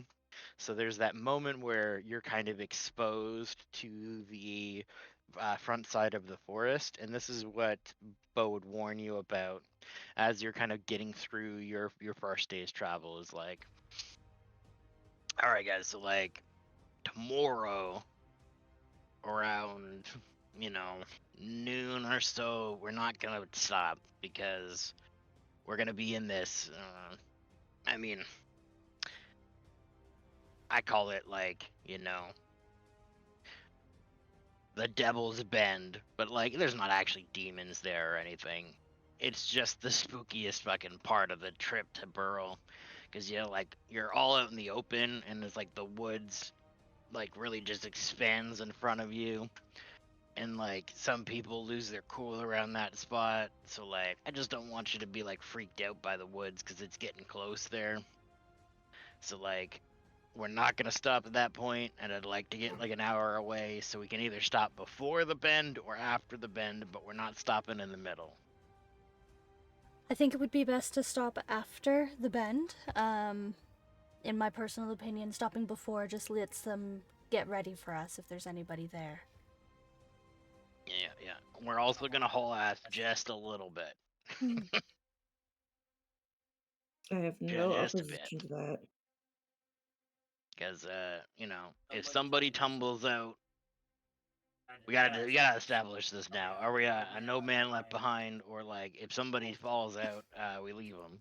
Because like If someone falls out, fuck them. No. If somebody falls No. out, we stop and pick They're them on their up. own. But that should not happen. On their I'm going own. to create a little wiring apparatus along the back of the cart here to help protect anything from falling out. Horse is kind of looking at Jingle a little shocked, like, what if I fall out? Well, you don't count. I'll jump out with you. Exactly. So if somebody falls out, we stop and get them. However, that should be less likely to happen. Yeah, just stay in the cart, and there won't be an issue. Hands and feet inside the vehicle at all times. Yeah. Internally, Flurry will prepare to grab somebody in case they seem like they're falling out. I have lots of hands. There's almost enough hands for everybody. All right. We got a couple more hours to go here, but once we get kind of at the foot of the mountain, we're gonna take a break. Then we'll have a rest for the night because the horse can only go so far, and then we'll pick it up again. If you don't mind, actually, I think we should camp up a little bit away from the foot of the mountain, just as a precautionary measure. And she's gonna look at you. She's gonna look at him and just kind of like do a smile that says, "Don't ask questions you don't want to know." He kind of like, I don't know if you looked at the window recently, but we're kind of there. Oh, excellent. Okay. Yeah, I mean this road kind of like bends around the cliff face, so like we're kind of here, and we're gonna kind of still be here. Okay. Can I roll to see if I feel eyes on me? Can I roll perception? This would be. I feel like this would be a good check? time. Yeah. I feel like I'm being watched. Give me an insight. Flurry feels check. like that all the time. No more than usual. I think you would feel that closeness to the forest starting to come back. Like compared to Salt Marsh, you're definitely starting to feel a little bit closer to it again. Just those instincts. I mean, well, like the last time we were this close to the forest, there was a wolf. Yeah. Well, technically, you were further, even further away. This whole day, all you've been doing is steadily trudging towards the Dreadwoods. Yeah. So, like, here, I'll bring you to this map so you can tell. Oh, thank you. Okay, so you were just here. Down here? By the pink dot. Tower of Xenopus, yeah. So the Xenopus Tower is. Oh wait, I gotta no snapping. Tower Xenopus was here. Yeah. This is Briffo's, and you've been traveling like this all day. So you're getting closer to the Dreadwoods, which is this pink line. Mm. So the bend that he's talking about is right here. This stretch of road, because this is the Dreadwoods here looking at you, and you're kind of exposed on this side. Mhm. This you still have a little bit of cover from like the mountain range, but this is where it's going to get the worst, and particularly here when you're closest. This is the stretch that he's kind of pre-warning you about. But then once you get kind of farther away from here, you're closer to Burrow. And you know Burrow is like one of the main keeper headquarters. This Yeah. is where like the council of keepers are. And So we as need to far as get the forest past is Burl. concerned, yeah, you need to be up here. Yeah, we're just. But as far as like the forest is concerned, it doesn't spread towards Burl that quickly. It's been exploding this direction because there isn't keepers to stop it. Yeah. Which is why your group is more stationed around this Saltmarsh Seaton area. Mhm. Okay. That's how you spell Sahagwin. To who again?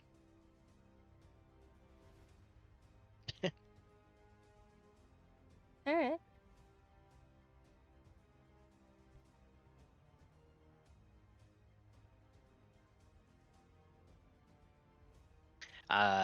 You continue to travel.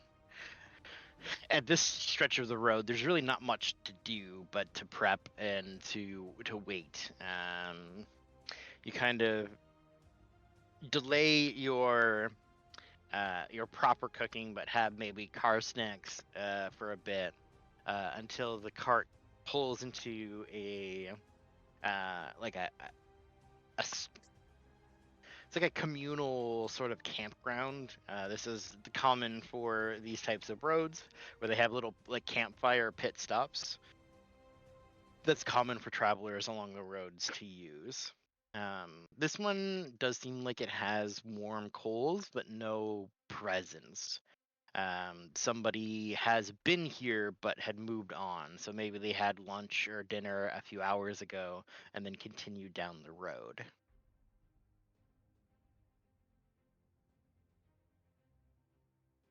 Bo pulls in, kind of unsaddling the horse from the cart and walking it over to a more like shaded hitching post.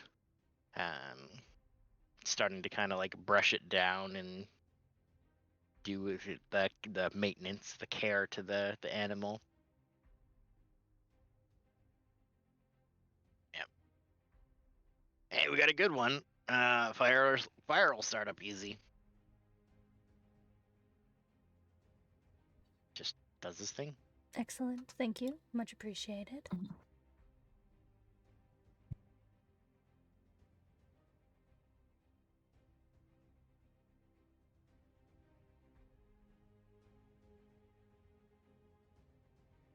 Oh.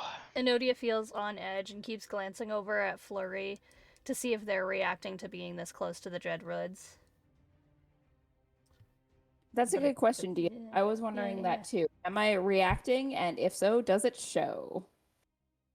I don't think there is a the presence that I think you would be most attuned to does not appear to be there. There is that sort of ambient ick that the forest gives, and you're getting a little bit closer to that.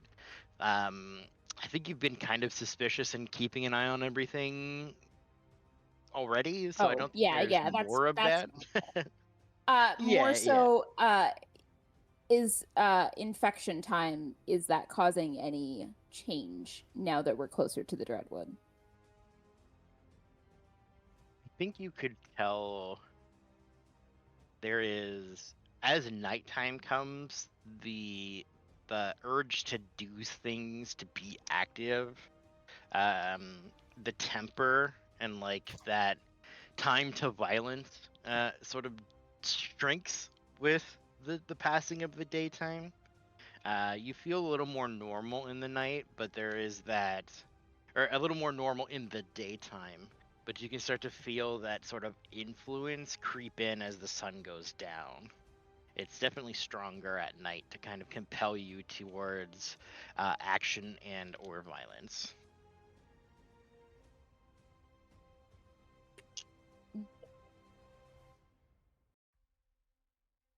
But not necessarily proximity to the woods.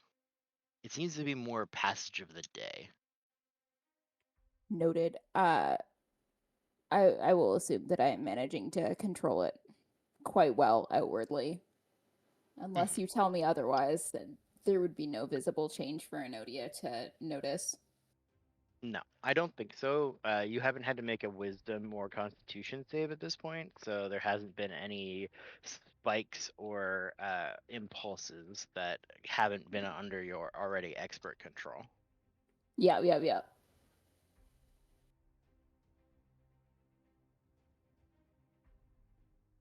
If I am cooking dinner again, I will discreetly leave any seasonings out of Enodia's bowl.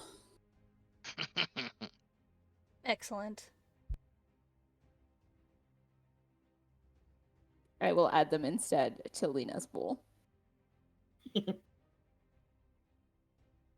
Here. Double portioning of seasonings for Lena, nothing for Enodia. It's fine. Beautiful. They add seasonings to the rations when they make them. I don't see the need to add more. Oh no. Flurry just doesn't say anything. Not a single word. The only thing they would put in rations is like Salt. salted meat because Yeah, for salt. preservation. It is like Exactly. it's already spicy enough. It has salt on it. Don't make me Leah's laugh. also gonna give a look and be like, just, and then shrug it off. Salt is a very easy commodity to get where we're located. Everything else is quite difficult. I don't think there's anybody in the keepers that can handle anything more than salt spice. There definitely is. It's definitely just a her thing. They were too cautious with her as a kid, and she never ate anything else. I do have a question for everybody of how long is it gonna take anybody to notice that Flurry hasn't eaten in like days? Oh, We have not seen Flurry. Enodia has noticed immediately, remember? With the trying to help you smuggle food? Yeah. I mean, fair. Hell, she goes days without eating sometimes, too. She thinks it's normal. Lena has probably already noticed, but because of how many siblings she has, she's just like, it's probably a Hadozi thing. Like her siblings all have weird eating habits, so she's not one to judge. Fair enough. See.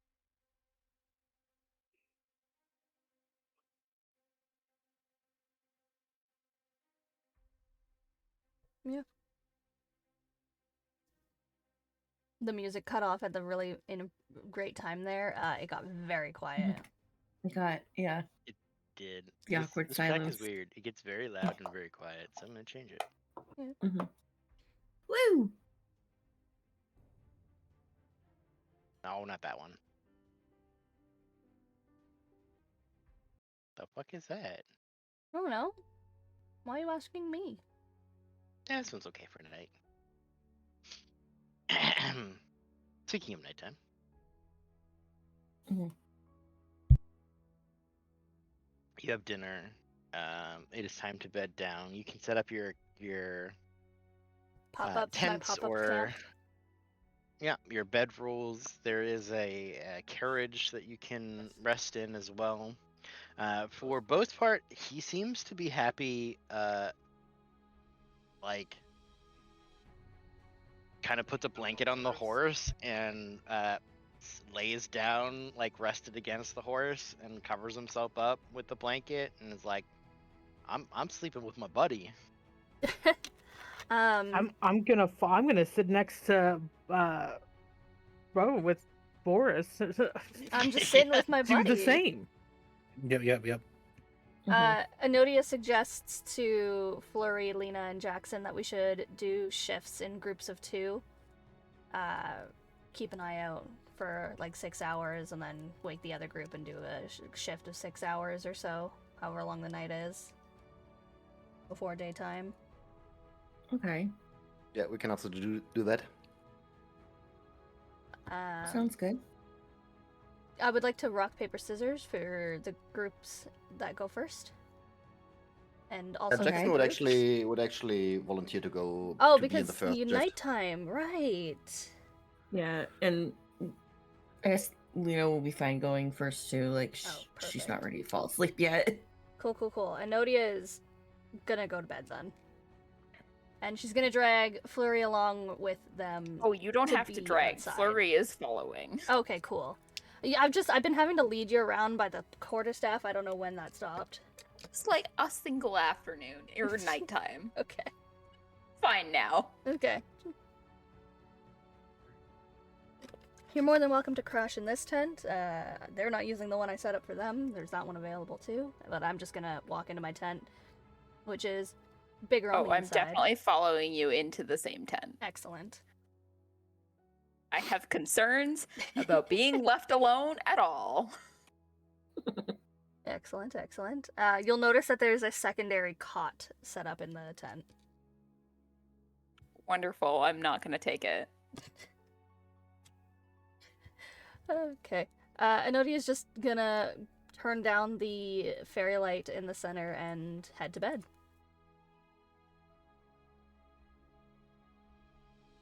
I'll sit on your floor and pass out. You're not gonna stare at anything this time? Just KO'd? I said I was going to pass out. I didn't say Okay. my eyes were going to close. Alright.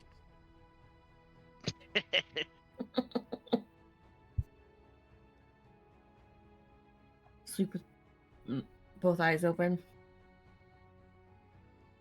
Tricks you pick up when you live close to the Dreadwoods. Mm-hmm. Wants to take just a small sleep. He EB and Neebies to Sleeby.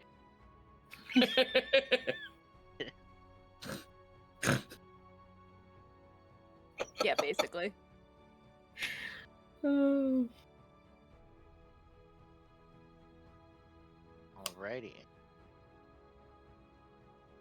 Druk is just over there playing rappels, by the way. I am not. I'm looking at the market, you rat. Get out of here. I'm just struggling to spell arcane. Fine. Jackson, on first watch, give me a perception check.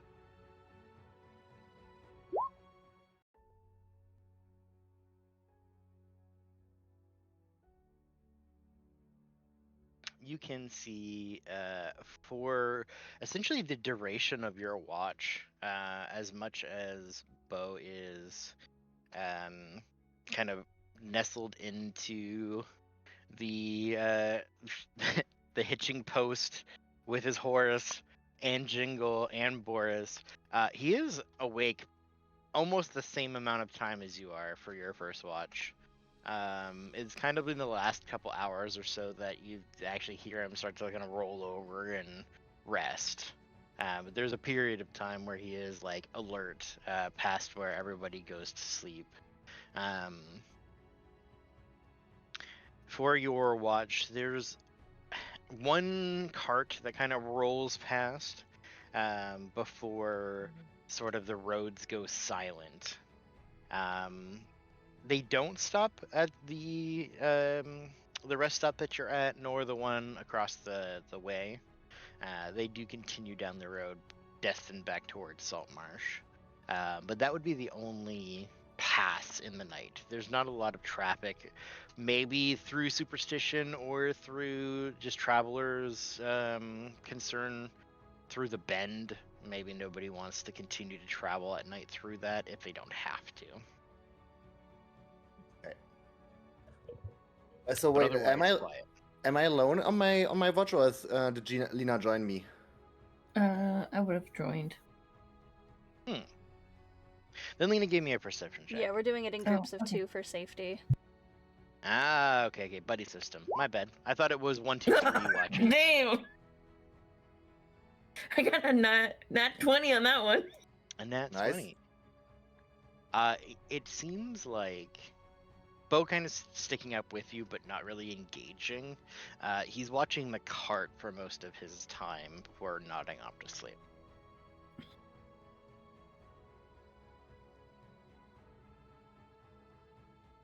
But with your heightened awareness, listening, watching, keeping an eye out with Jackson, there is no dangers that are pushing back towards you.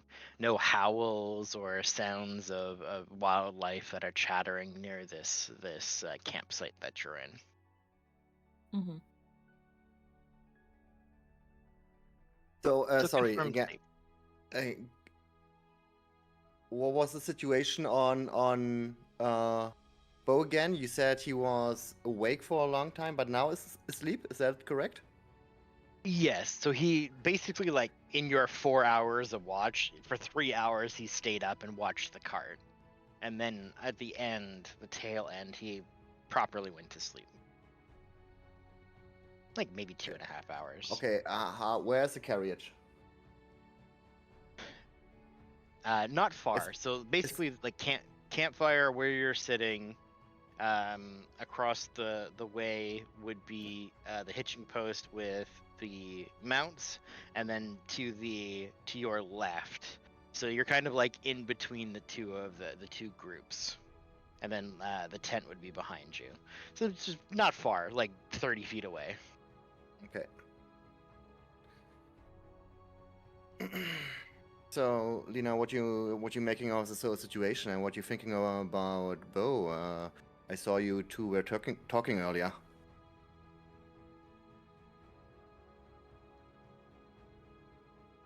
I just recognized him from a poster in town, and I needed to just make sure that he seems to be on the straight and narrow. Okay, I see. Now, at least. So I will say I am about giving people second chances. That's fair. Mm-hmm. Well, Lena, listen here. If you can keep a secret, when I was sitting in front next to Bo, I was realizing that there are some decompartments under the seats. Okay. So, just in theory, if I would go over there to the carriage now that everyone is asleep and check them out, would you like? Could I count on you? Could I trust you that you keep your mouth shut for now?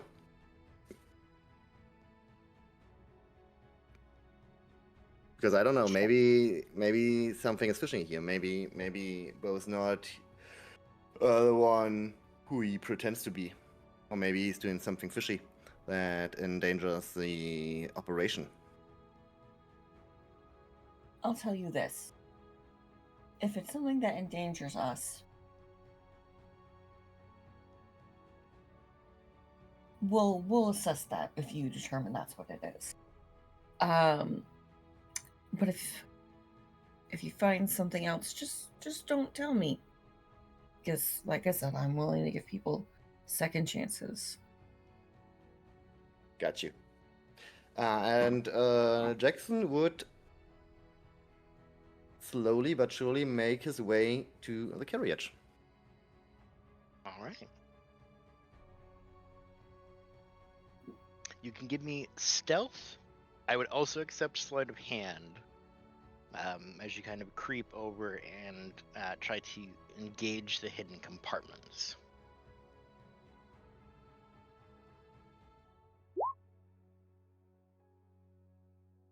$18. Okay.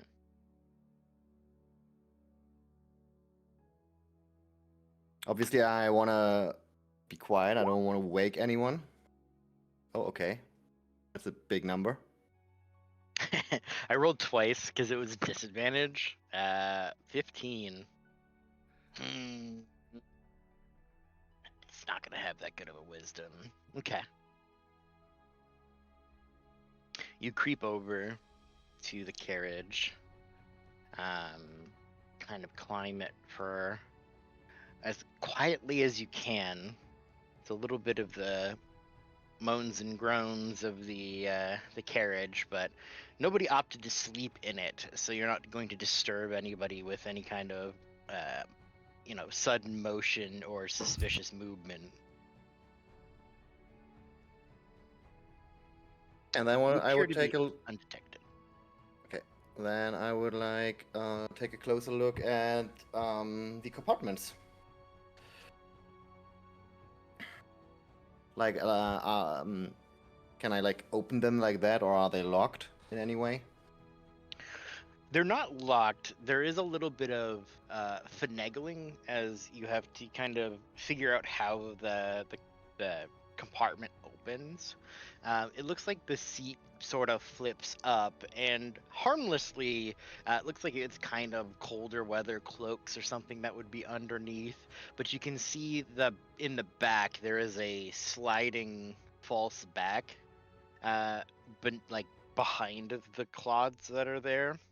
And you can see very like tightly packed. There are bottles.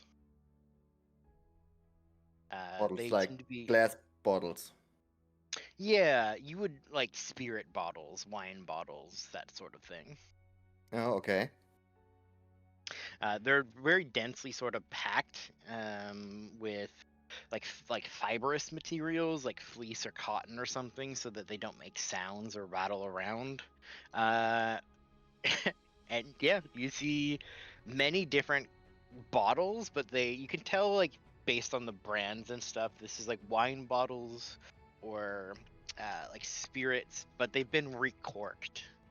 So there's something else in them, or the colors don't quite match. As you see, there are like green bottles and white bottles, and the brown bottles, like different kinds, but some sort of same colored liquid in all of them as you just kind of squint in. Okay. So that is basically all. That's what you see in the one compartment underneath the chair. Yeah. Okay. Looking at the sort of false panel at the side, there's another sort of kind of like pulls the siding out a little bit, and there's a sliding sort of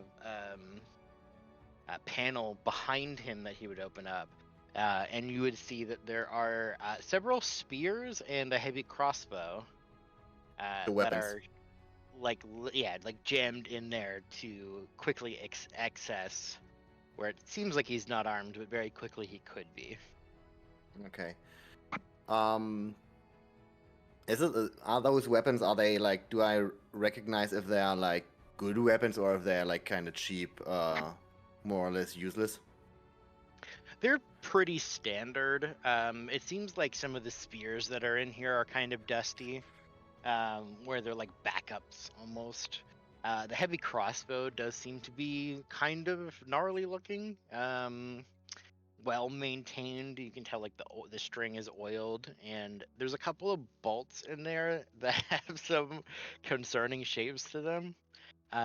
They are not like flat arrowheads, but there's some sort of alchemical component to them. There are almost like glass vials at the end of bolts.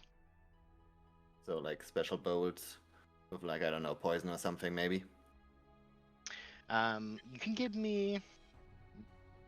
This would be probably Arcana, like an alchemical check.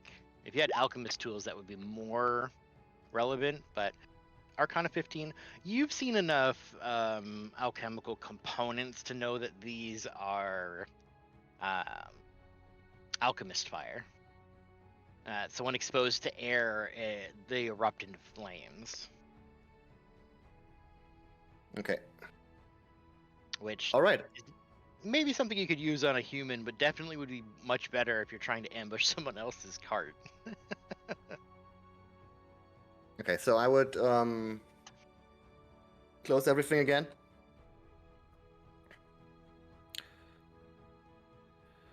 And then make my way back to Lena. Slowly, quietly.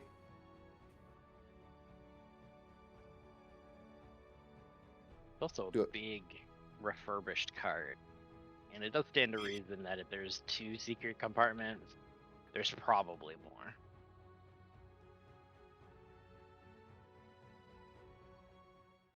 Okay, okay. But you make it with So, do you need do I need to roll again to get back to Lena, or is it like No, with your 18, you kind of just Okay. sneak back and hurry over with your footsteps. With your 18 looking around, it doesn't seem like Bo has stirred from his position of sleep. You didn't make any significant noise or really mess with any of the contents other than sliding, so you were able to do that successfully. like when I'm back at Lena, I'm whispering to her that yo, we gotta be careful.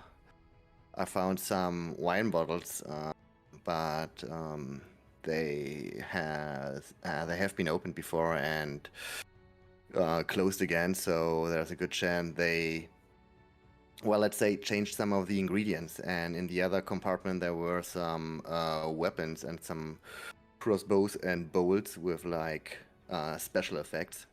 And there's reason to think that like a carriage of this has like more hidden compartments. So we got to be careful here. We might get into trouble, and Bo maybe has some other plans.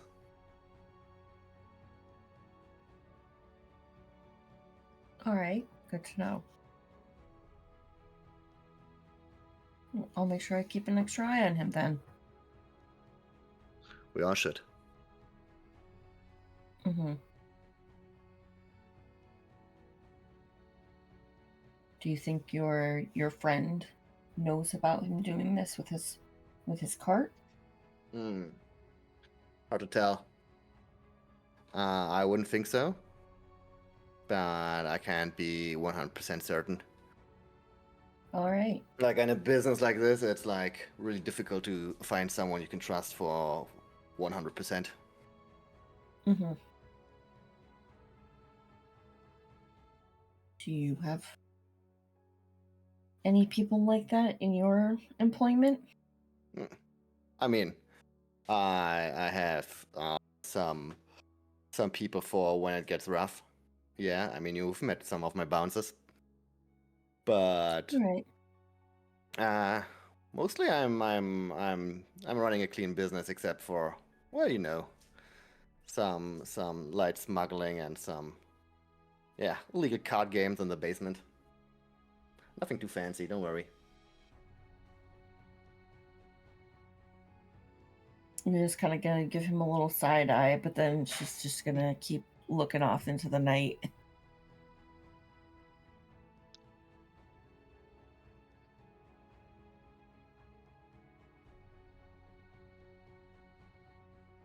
Okay, yeah. I think that's how the shift of Lena and Jackson goes. Heck yeah. Tagging out, awakening the next watch. You guys snuggle in and find some rest. Mm-hmm. Go back to your tents. You woke Enodia and Flurry before going to bed, right? For the next watch? Yeah. Okay. Just checking. Gosh, I never did like the nighttime watches. Ugh, okay. Alright, Flurry, come on. Flurry, it's like already out of the tent. I woke up, I stood up, and I walked outside. Alright. I'm the one dragging I did behind make them. sure you were right there, though. Yeah. I plop down beside the campfire and I'm just like, oh my god. Ugh, I really do not like being awake.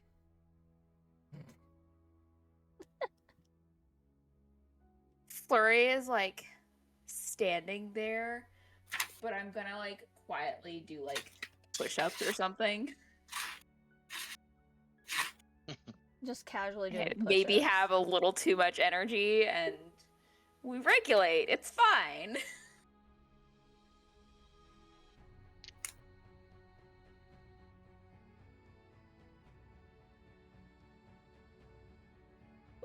Well, All right, you guys, some light activities, not to make too much jingle jangles and noise, but get a little bit of the zoomies out.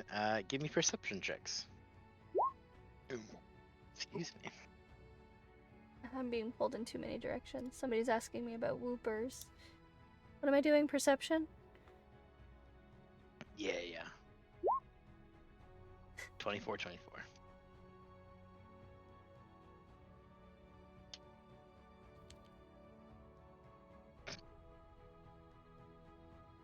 Flurry the is focused campfire. on not being violent. Yeah. There's just that little visage in the corner of your eye that's like, kill them all. You could do it. Run back into the woods. It would be so easy. I will Perception. just mutter that we don't do things because it's easy. We do things because we've decided to do things, and I am not deciding to do that. Enodia definitely hears me. Yeah, I was gonna mumbling say, to myself. did you just say that out loud? Yeah, I'm fully mumbling to myself, and you definitely heard every word.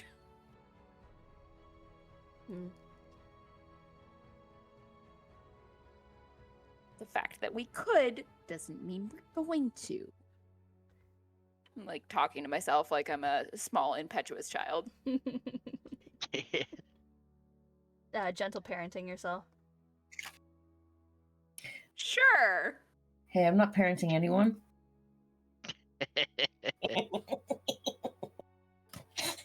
Sorry, the joke was there. Enodia hearing this would go, hey, I have something that might keep you distracted. I was gonna save this for the Sphinx in case it ever got tired of me, but this might be a good opportunity as well. I'm gonna pass you a puzzle box. A wooden puzzle box. Oh no. I got this the last time I went to Burl with my dad. There's a cute little shopkeeper there. God, how bad is this? How bad is this? Man, how long ago would that have been? Last 3-4 time you were years ago. there? Mm-hmm. Because we went like during my dad's, what's or his face's sorry, Quinn's funeral. dad's funeral. I Yeah, definitely Wizard. still remember the guy's name. Yeah. I don't even remember Wizard, Quinn's dad's name. the technical wizard. Yeah. Wizard's finest factory. It's great. Yeah.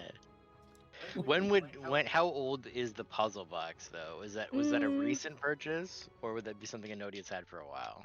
I would say, so the flashback that we had with Enodia and Flurry getting sucked into the book was what, like 7-8 months ago? Yeah. So maybe sometime like a year between and a half. sometime between then and the recent Okay, incidents. so a more recent Mhm. construction. Yeah, because she got it specifically for the Sphinx in case it ever got bored of her riddles. This is one of those, like, it looks like a box. It has flat sides, so it's not obvious on where the puzzle begins until you start to feel around and realize like there's a loose piece that can poke out, and that would bring you to the next step. One of those like hidden puzzle boxes where you have to kind of like figure out how the pieces move together to open the thing.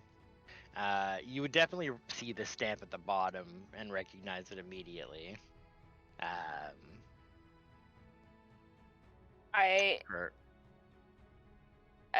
I'll like take it and start fiddling around with it, and then I'll like see the stamp and kind of like pause for a minute, and then just like, super gingerly hand it back and just be like,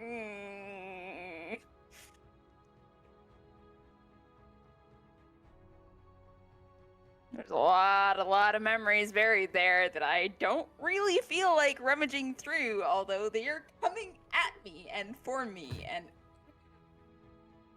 Are you saying this out loud or just handing it back?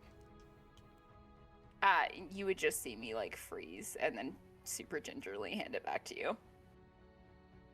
All right, not a fan of puzzle boxes. I understand. My dad couldn't solve one either. Just like deep breaths, Flurry, deep breaths.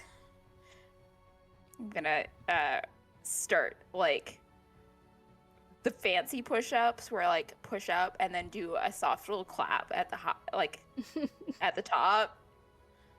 Try doing them behind my back. I definitely fall on my face at least once.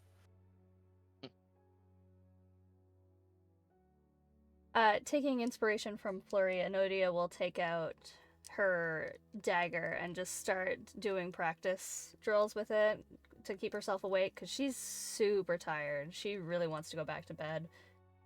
I'm like, well, it's a way to keep yourself awake and distracted. I suppose I've got to give it a try. She's not used to fighting with the small daggers. She's not as proficient as with her sword, the warrior's past sword, but she's definitely better than with the, what is it, mace that she has on her back? Yeah. Would a mace be considered a simple tool? Or a simple weapon? It is, yeah. Mm-hmm. Yeah, it's just her father gave it to her in hopes of her taking after him. She's not good with it. It's too bulky, it's too heavy. She wants to be nimbler. It's encased in silver, if that helps with anything. Because obviously anything created for the Dreadwoods fighting has to be. There's a mix of iron in there. It's a really fancy, really awesome mace that she refuses to use, and much to the dismay of the craftsman in that regard. He's very upset whenever he sees not a single scratch on it. I feel like at some point Flurry would like notice that you've like super avoided it and it's in pristine condition. Be like, no, I'll like take it and start showing you how to use it, basically. I just befuddled and watch it. If I try to take it back from you, do you let me? Absolutely. As soon as it touches my hands, it's way too heavy. The front part just falls down to the ground. I'll like put my hands over yours and like start, if you let me, unless you are like, no, don't touch me. I don't. If you want to help Enodia figure out how to use the super fancy mace, more than welcome to. Yeah, I will absolutely like just try to like teach you how to use this weapon that you carry around all the time. Mm-hmm. My father had it commissioned for me, but I don't know, it's just I prefer the lighter weapons. It's just easier.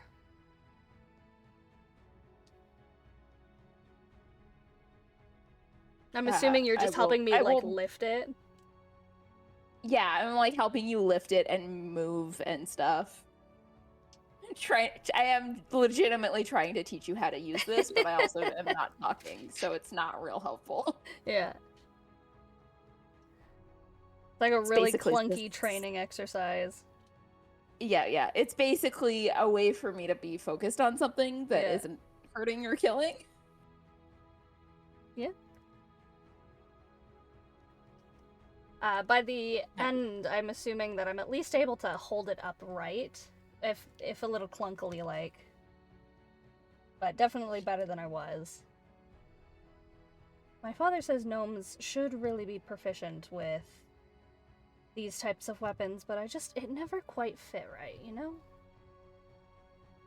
I'll like nod with understanding.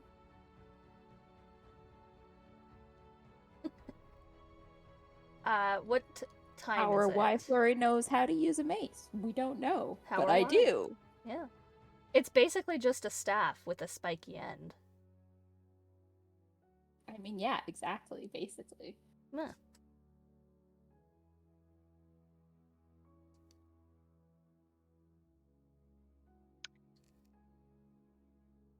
Excellent. Your 24 perception, while you're keeping an eye on things while getting a little workout in impromptu tutor session, you don't feel like you're being watched. In fact, it seems like the air here is kind of still and quiet. Proximity to the woods has you on edge, but there's no sounds or presences that alert you to your fears. With you heading away from Salt Marsh, the druids' net, you're kind of reaching the edge of what they would even be able to sense or control. Some anxiety maybe about the bend that is coming up, but it's about all. While you rest here and you stay stationary, you don't feel like you're tracked or hunted again. That's good.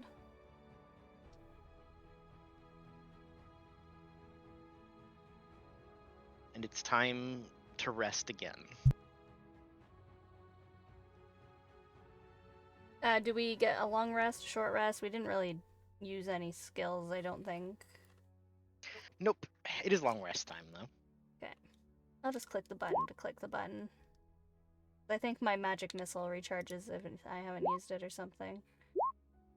Yeah, get your charges back. Well, that shouldn't matter, because you actually just can remake it every day, so Oh, you don't yeah. have to wait for the charge. Rather use that, let the recharge go through, than remake it if I can. Save a slot. You know? Mm-hmm.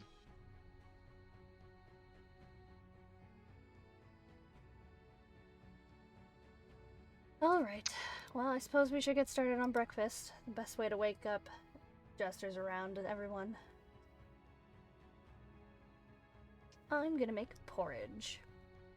And I'll go and start, like, finding dehydrated, like, apple slices and porridge and stuff like that to make just a breakfast. Maybe some eggs, dehydrated, rehydrated, and then scrambled. Alright, well, I'm gonna go for a run. I'll come back for dinner. We'll get in the cart, and then we'll go. Sound good? Okay. Alright, I'll be back.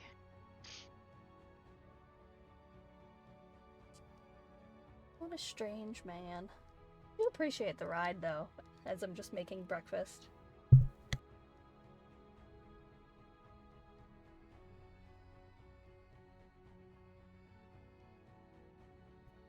The eggs burn slightly. Lena is also going to give a look over to Jackson when they hear him say this. Jackson is answering the look. And then, like, you know, if you know, you know.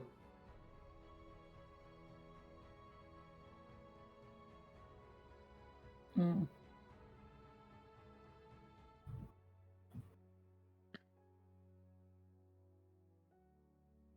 Alright, whose turn is it to wake up those ones? I'm gonna point over to Jingle and Boris, who are probably still asleep. Absolutely. When the person who I was thinking I got up. Oh yeah, that's right. I didn't catch that. Blue was muted. We woke up when the person we were sleeping on got Oh, up. okay. Flurry, I shall let you divvy out the rations. It seems better that way. At least everybody eats some. Yep. And I make, like, Yep. a very direct eye contact at everybody eats some. Flurry's still not gonna eat any. But yeah. Where's the shot? Be like, yep, everybody else needs to eat. Sure. Mm-hmm. You'll notice Enodia slipping some porridge to Gutenberg. Of course, of course.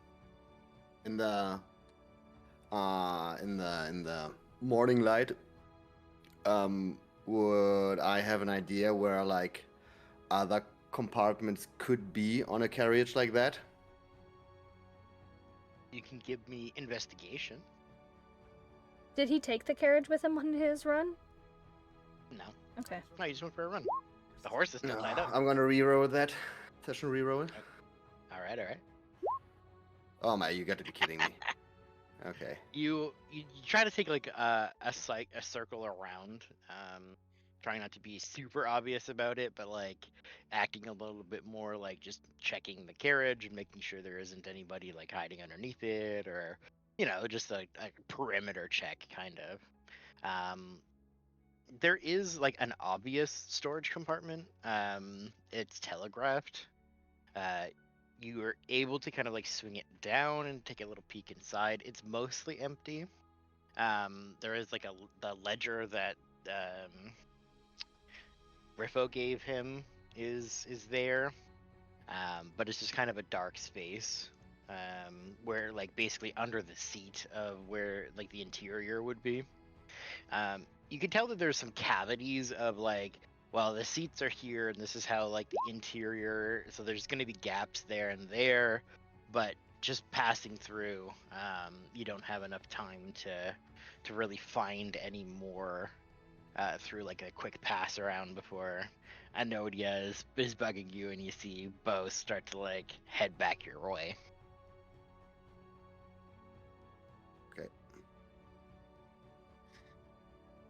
So I gotta take a closer look when there's like a better time. What on earth are you doing? Jackson Snooping through his stuff. Thinks to himself.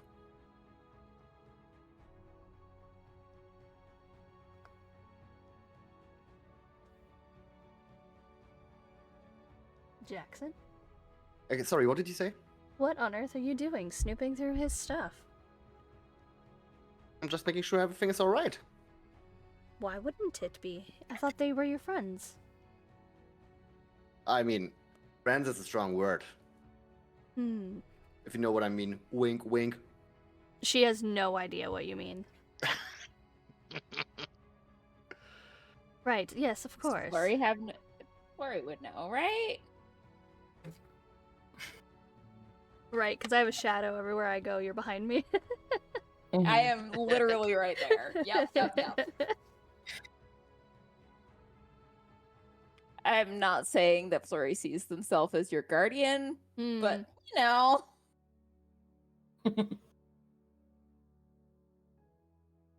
Yep. Right, of course. Yep. Friends is a I'll strong nod like word. I know what's going on, even if I don't. Well, I suppose we should start getting packed up. We have to head out soon, I believe. And she's just gonna awkwardly turn and start walking back to start cleaning up, because she's yet again made to feel like she doesn't know the world.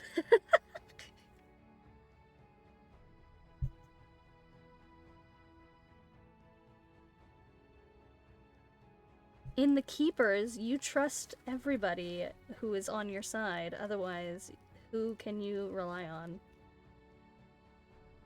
I overhear that, and Jingle's just gonna, yeah. And in the real world, you trust nobody because everybody's a crook. Flurry will nod emphatically. Enodia looks that is even one more thing we confused. agree on, Jingle. I'm even more confused.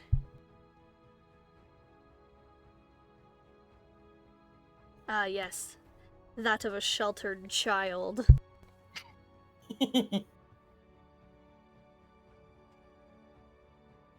I'll lean down towards Jingle and be like, even all the Keepers. Gotta be careful trusting those shits.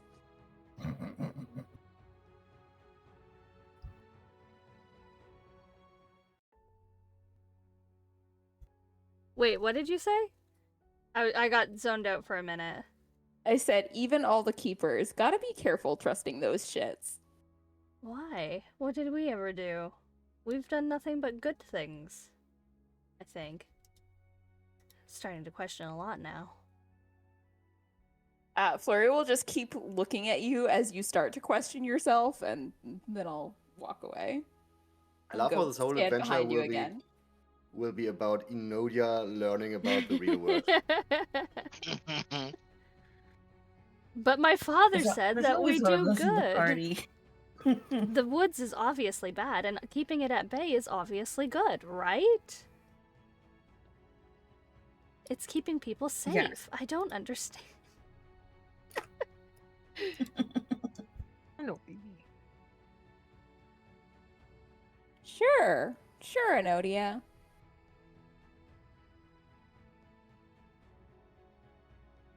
Muted. Enodia frowns slightly and just starts packing things up while thinking back on, like, a lot of things. I mean, yes, people die, but that's what it costs to keep the woods at bay. We have to fight back against it, otherwise it's just gonna keep coming forward. It's already progressed so far just in my 30 years of life. I've seen it.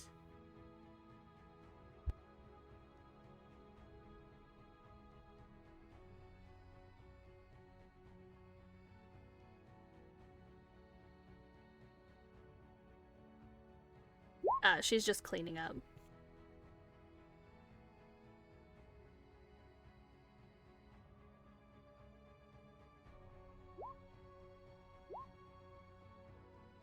Wrong chat.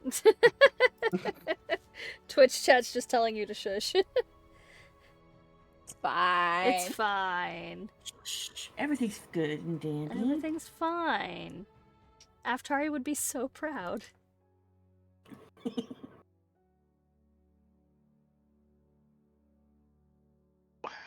Perfection. A short time later, Bo's jogging back up. Kind of gets the horse ready and wipes a little sweat from his brow. Would offer Jingle. He'd be like, "Hey, you know, I see you talk to your buddy there.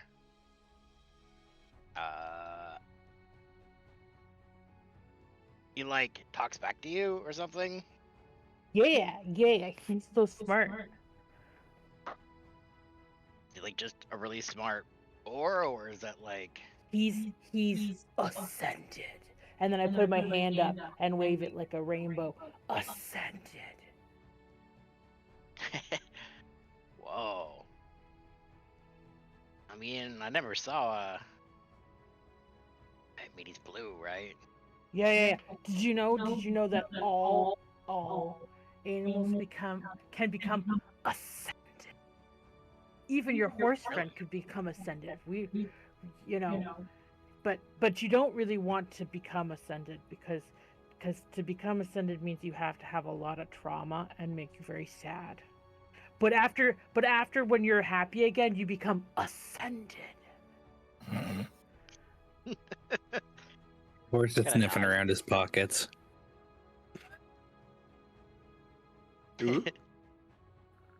The why can't I remember his name? You just said it. Oh. Bo? Bo, that's it. Thank you. Well, hey, I got these. And he kind of produces two like kind of coarse brushes.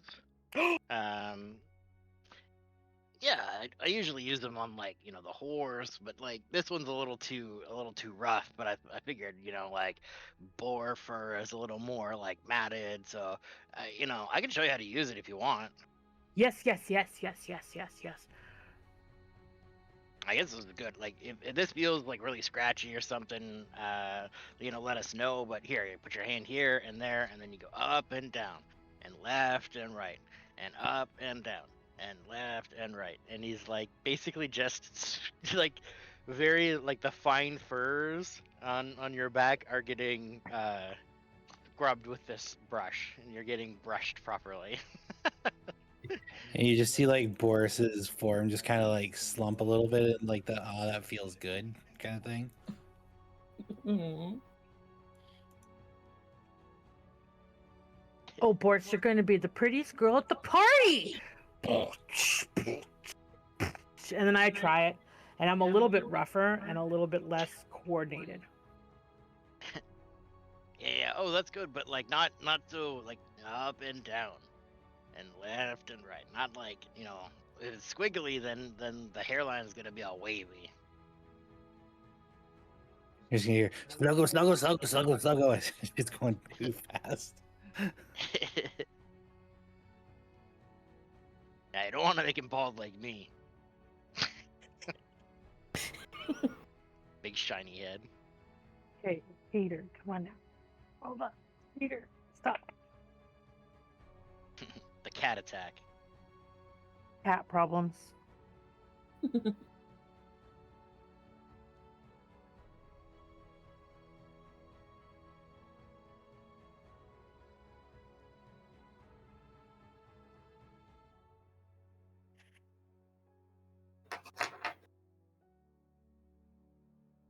Dear, enough. So yeah, I'm gonna brush the cat. The cow, the boar. Foop, foop, foop, foop. New skill unlocked. Brush Boris. You know what they say, when somebody learns a new skill, they go through sleep regression. What? When little kids learn a new skill, they go through sleep regression. What's that mean? Okay, so like you're a kid, right? You've just learned, Uh-huh. wow, now I can do this new skill. I don't want to sleep anymore. It's 100% factual. When kids learn a new skill, they go through sleep regression. They don't want to sleep anymore. They don't do it on purpose. It's just something that happens.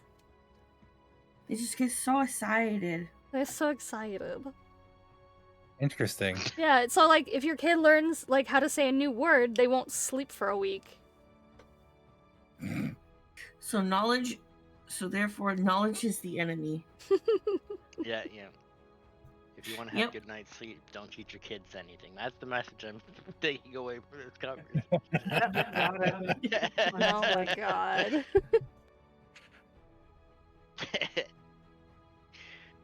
All right. We get you loaded back up into the cart.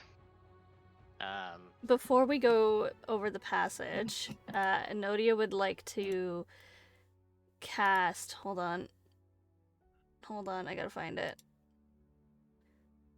Disguise self. Okay. On herself. And she's just gonna, like, she's not very good at disguising herself. It's a common trait. But she changes herself just enough that if anybody was watching, they would still not know that that's who that was, unless they have special eyes. Like, her hair is a different color. Her eyes are, like, shifted. She's a little bit taller and lankier. But, yeah. Also, approximately how long was Bo gone? Like 45 minutes, an hour. Okay.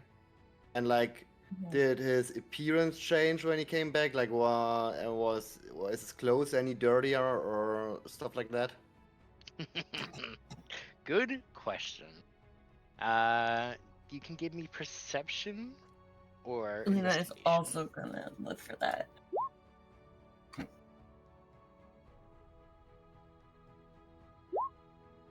Oh god.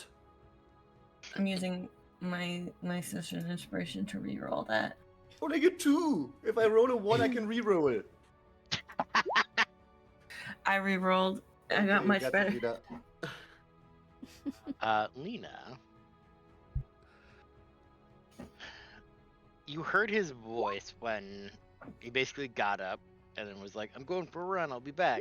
And then kind of dipped, like, right away. With a high perception, you would be able to, you would have seen that he didn't necessarily have anything on him when he left. When he came back, he had a a satchel. He's sweatier when he came back, presumably from the run. But you would notice that the first thing he did when he came back into camp was wash his hands.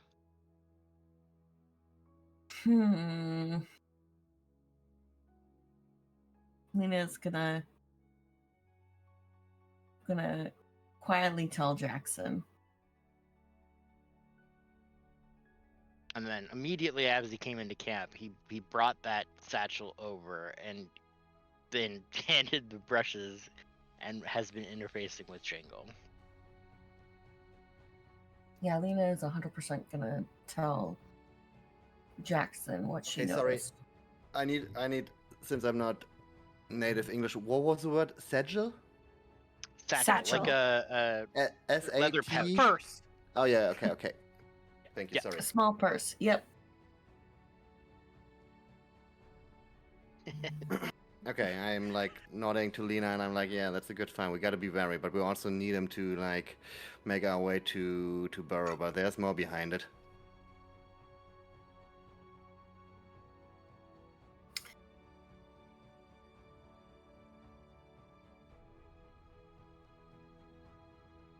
And then Jackson prepares to continue the journey.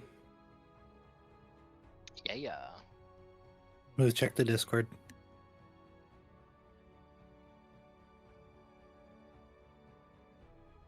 Yeah. Yeah, okay, yeah, thank you. I was not sure if I heard the word sigil or sagil, so I had to make sure. Since I'm like kind of involved in this whole thing. Mm-hmm. But I appreciate your help, guys. Anytime. Yay. Alright. Do we all start clamoring into the cart again? Or Yeah, I think that's the play. Alright. Before we Everybody- leave, I cast guidance on Flurry as well. I've marked Flurry with a pink dot to signify guidance. Smart. Oh. I also do the I keep forgetting to do this with my character, but I do the perfect plan thing. Yes. With Jackson. Okay. I've added everybody back to my map system as well. Sans, Boris, and only Jingle.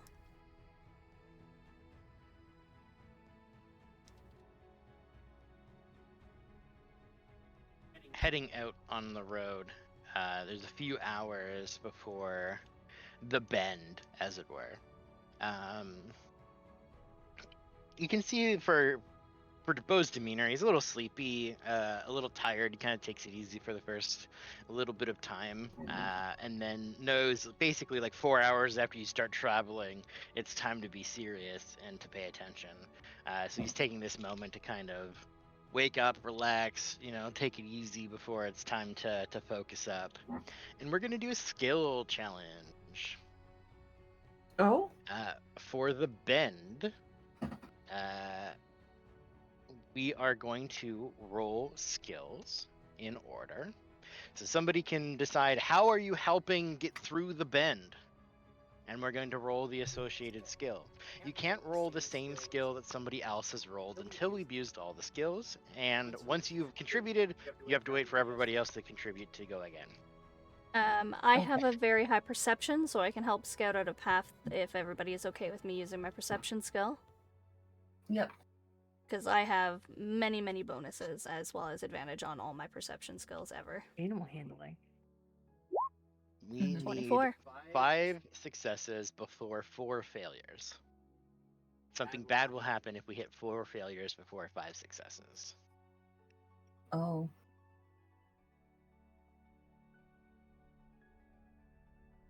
I rolled a 24 for us. You rolled a 24. And how are you using perception to help? I'm scouting out the path and making sure that there's nothing in our way coming towards us or coming up behind us, and as well as out towards the forest. All right. keeping an eye out, Enodia. You can see Bo kind of leans forward and focuses up. Kind of keeping his hands on the reins. You can see the path begins to narrow a little bit, but as it narrows, he picks up speed rather than slowing down to traverse. As you kind of come around this bend, you do witness some like birds that fly from the canopy, and stretching out, you just see the vastness of the Dreadwoods kind of stretch out from this elevated angle. It's a different way since you're used to being at the foot of the forest. You now see it just kind of stretch out in its entirety, and until you see the horizon, it's nothing but Dreadwood. And seeing it in its enormity is just kind of sinking, where you have that feeling of like witnessing and being witnessed. There's that sort of sick feeling, is even just poking your head out the window to look. You're able to sort of give that guidance. The path looks like clear, that there's like the path in front of you is clear. There might be some debris or some obstacle in front, and kind of guide Bo that way as he kind of focuses on the short path. You're looking at the long path for anything that might come up, and that's a success. Okay, can I use Slayer of Hand to help with maneuvering the carriage? Ooh, I like that. Absolutely.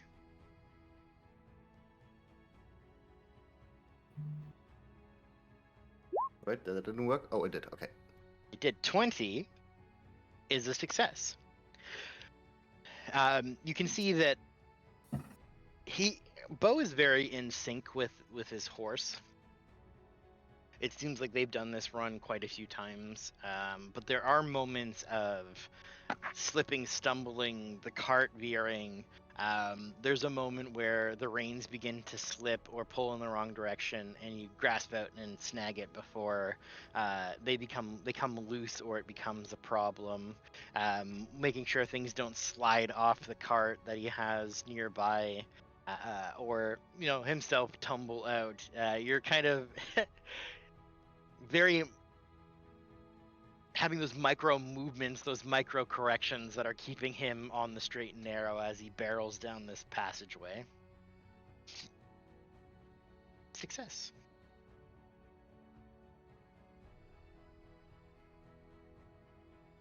I'll roll I'm stealth. gonna use. Oh, good. To hopefully prevent us from being seen by things we don't want to be seen by. Excellent. 14. Oh no. I'm gonna re-roll that. 14's not gonna. You also have my guidance. Oh, guidance. I didn't remember how things work. What does guidance do? Guidance is hold on. 1d4 to the roll. Yes. Never mind. I'll just do that. Yeah, might as well see. Make sure that passes. So.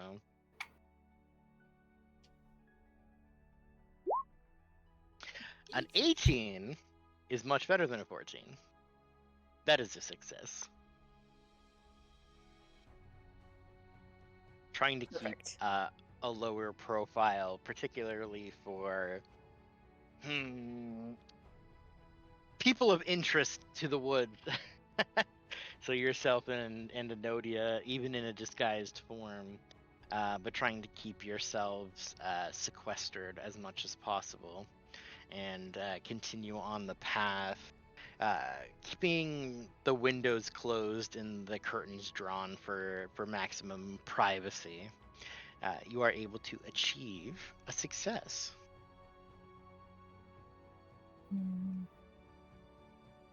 I'm gonna start also singing just like my ballads. hush everyone. No. I'm gonna start singing my ballads to try and calm the horses down, so that they can keep going. Excellent. Is this My performance? goblin noises. It's way better than I thought I was gonna do. It is but not quite enough. 14 is a Perfect. failure. Jingle's triumphant goblin march song. Go, horses, go! Faster, faster! But only in goblins, so it's really kind of just spooking them. Yeah, like the like goblin is not a very it's a purposeful language. It's not a flowery language. It's very harsh to the ears, and I don't know. Are you proficient in performance? No. No. Okay, great. Uh, the off tune, the off the off key, off tune, the strange rising and falls of the goblin words. It is like nails on a chalkboard. It's not bad if you're into that sort of thing, but it's definitely like listening to the wrong genre of music to your ears.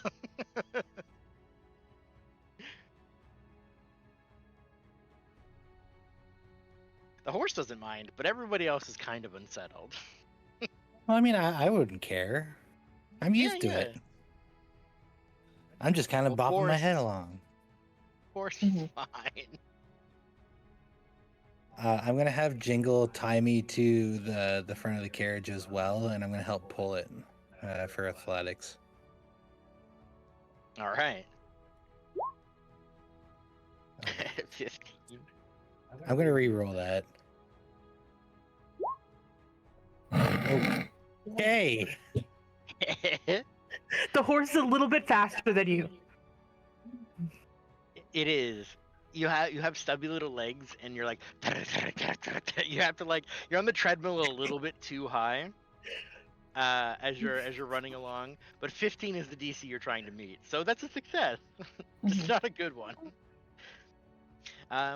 You're keeping pace. You're pulling as well, and some of the weightlessness from some of the extra weight that your party is put onto the carriage is alleviated, but you are hauling ass. You're like running at that top dash speed as much as you can, as your little hoofies will allow.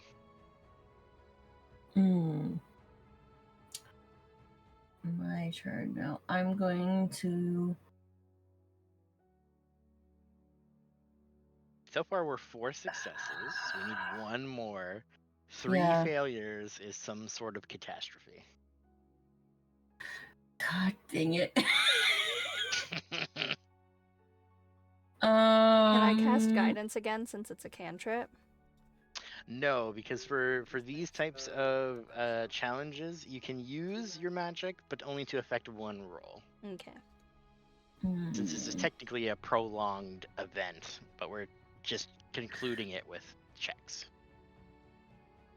Okay, I'm gonna use survival. But I will say, Bardic Inspiration, technically from Lena or from Jackson, those are individual. You can use those in these events, but only for 1 roll. Jackson, will you give me Bardic Inspiration? Yes. Just in case this fucking fucks up. Pardon my language, sorry. I always forget about stuff. Wait, where's my Bardic Inspiration? Combat. I'm gonna use survival to I don't know exactly how we just make sure that we don't go off the edge at any point, I guess. So we did survival. Okay, okay. We did survival already? Perfect. No, we did not. So you're perfect. Okay, beautiful. 18 is a success. Oh, thank God. Keeping an eye out on the horizon, and now seeing the path in the map, it seems like he's traveled here more recently than the map, so we can trust that he seems to know where he's going. But looking at the topography of the hillside, there's very likely been some sort of disturbance on the cliffside that may have debris in front of you around the bend. kind of looking at the changes of the nature around you and the tracks that you can see. There does seem to be ahead of you some obvious signs of braking or sudden stoppage. You give that information to Bo, who kind of slows the speed down slightly. And as you come around the corner, you do see there is like a tipped over cart. That some of the contents have been released, like fruits and vegetables and stuff that have caused kind of a tripping hazard, and some stones to bypass. Cabbages. Now, I'm assuming. my cabbages. Yeah, you can see that there is probably an individual down the cliff's edge that has not stopped in time, or their wagon struck the rock, which caused them to lose some of their cargo and to go overboard. And to prevent following that individual down the cliff's edge, you're able to divert that energy slightly. And while the cart skids a little bit on the soft organic debris, with Boris and with the horse up front, you're able to continue to navigate through there safely. And even though you pick up speed again, you get through the bend without error or without inconvenience or dismay. That's 5 successes. So you did it! Yay! Hooray! Hooray! Woohoo! Wait, is it 5 successes? Yes. Yep. Everybody but Jingle. Okay. Which was actually close, to be honest. Because Boris rerolled, but the 15 was enough? Yeah. Okay. Sorry, my bad. I missed that. No, 15 was the number I was looking for. It just happened to be that 2 people rolled 14, so I was like, oh no.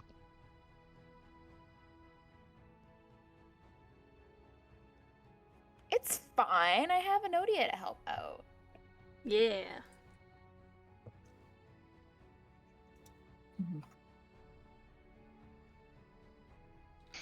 The cart continues on for a little bit longer. The exposure to the Dreadwoods starts to wane. You can see some shifting in the tree lines and the canopy, just the enormity of it all and the potential for things to be lurking. It's just enough to give you the willies. But as you pull away from that and it starts to fade a little more into the distance, the cart slows down, and at the next sort of grassier area, Bo pulls off, and all right, we can take a rest here now. Whew. That was quite a trip. Mm-hmm.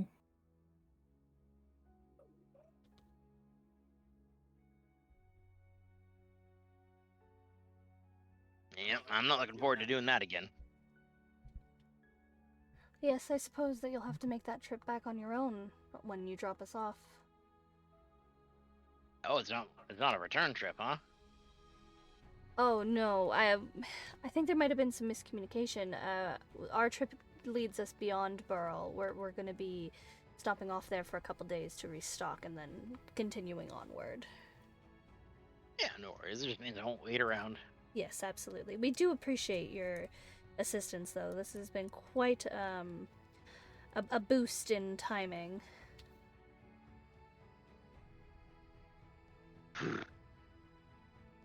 Definitely would have taken quite a significant amount of time more should we have been on foot.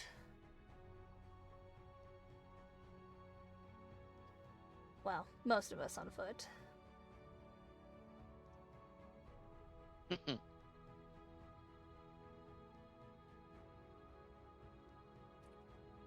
What time is it? And I'm gonna look up to the sky. What time is it? Probably around like 2 o'clock or so. I suppose a late lunch, and then maybe we can continue on for a little bit longer before settling in for the night, if that's alright with you. Yeah, I think that'll be fine. Give us some time to recuperate after all of that. You're more than welcome to join us, as always. I'm not the one cooking this time. And I glance behind me at Flurry, who's definitely right behind me. I'm like standing, like basically breathing down your back. Yeah. I hope you're fine with this because I don't plan on stopping.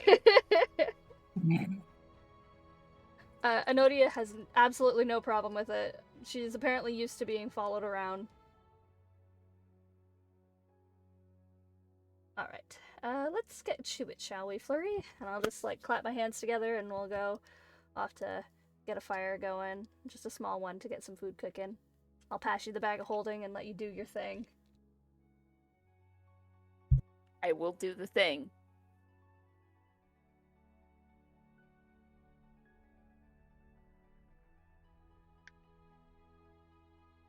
Now that I'm used to double seasoning Lena's bowl and not seasoning Enodia's bowl.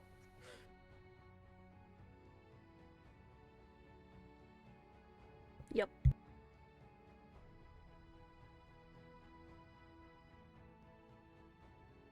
This is a very pretty backdrop. I'm sorry, I just got distracted for a minute. It is so pretty. Heading into a more wooded area, so I was like, we'll use a little more Make it forested pretty. splash page.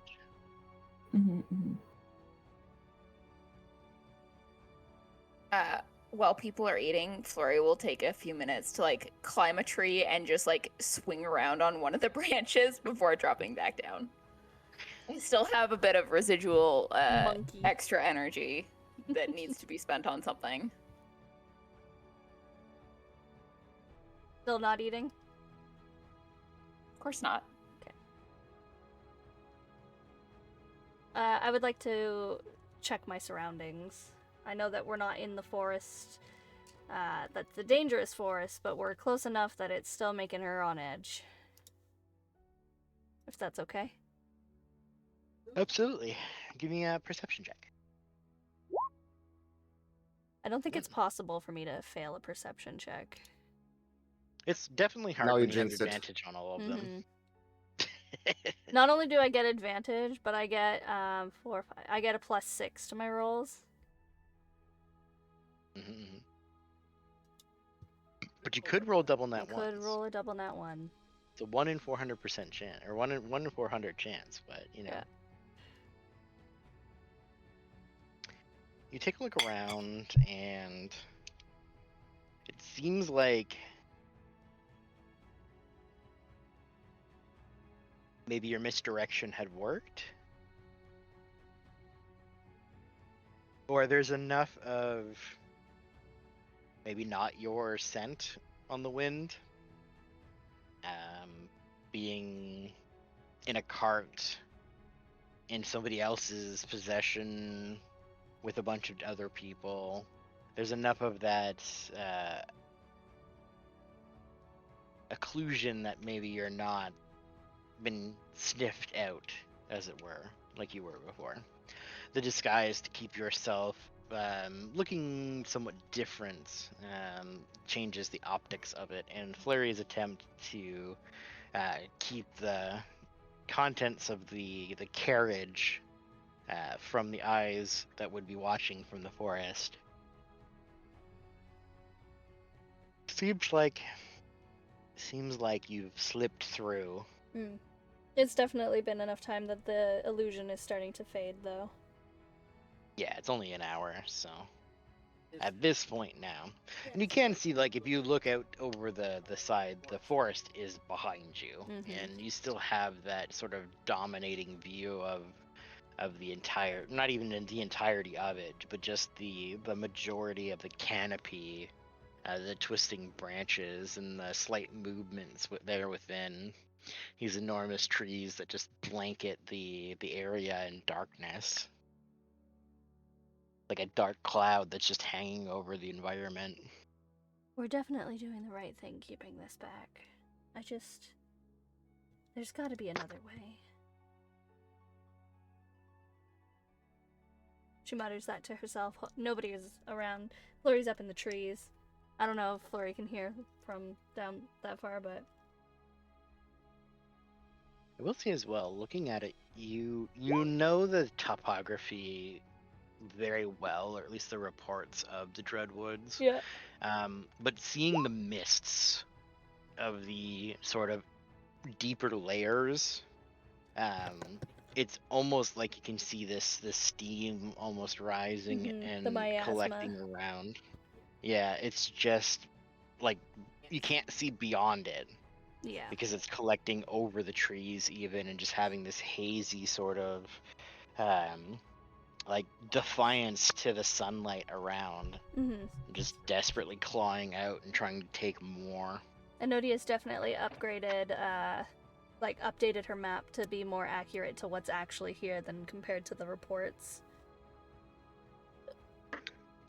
as she's gone along. She's been to Burl before, but not on this path, I would say. Now, too exposed. If you run Keeper colors here, you're very likely to get eye beamed by spectators. Yeah. She's ever so thankful at this moment that she does not have her Keeper crest on her, because it would draw attention. The magical sigil is unlike any other, and it can draw people in.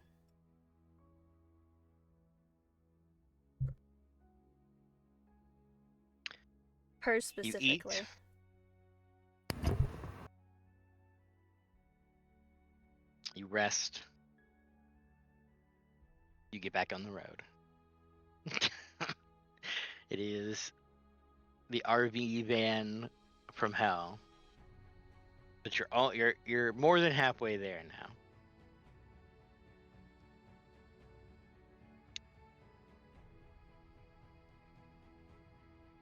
You see tensions relax at this point as Bo is kind of a little less tense at the reins. The horse continues to strive forward now, a little lazier than even this morning after the sudden burst of trying to take the bend and rushing for a period of time. It seems like it's permitted to take it a little bit slower from here for the day, not to cause like injury to the animal. Your path continues forward until evening time arrives and it's time to rest again. Fast travel, fast travel. You see there's another point that Bo is looking for. And you travel a little bit longer than expected.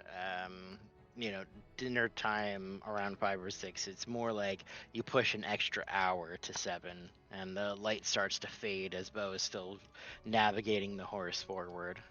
But finally, kind of turning the bend, finds the spot he's looking for.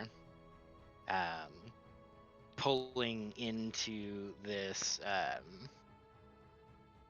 rest stop, there is another cart that is nearby. They seem to be at the same campfire as you pull in. A little halfling family. Family? Yeah.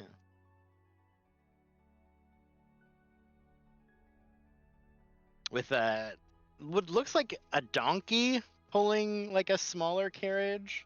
There is a ginger-haired man with two younger halflings. As the cart kind of pulls up, the father, it seems, gives kind of a bright smile and a wave to the travelers as you guys are coming in. As the kids kind of go back towards the donkey, just it's safety just in case. You see this guy? He's so happy.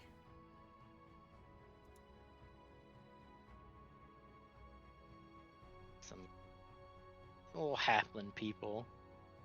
Is there just the three of them? Yeah.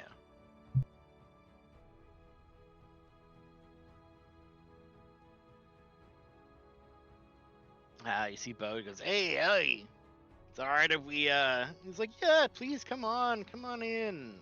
The fire is warm, some company for the night. Assuming you're friendly, of course. He says, oh yeah, just heading to Burl. Like, yes, okay. Well, come sit. We've got some food warmed up, and we're happy to share a fire.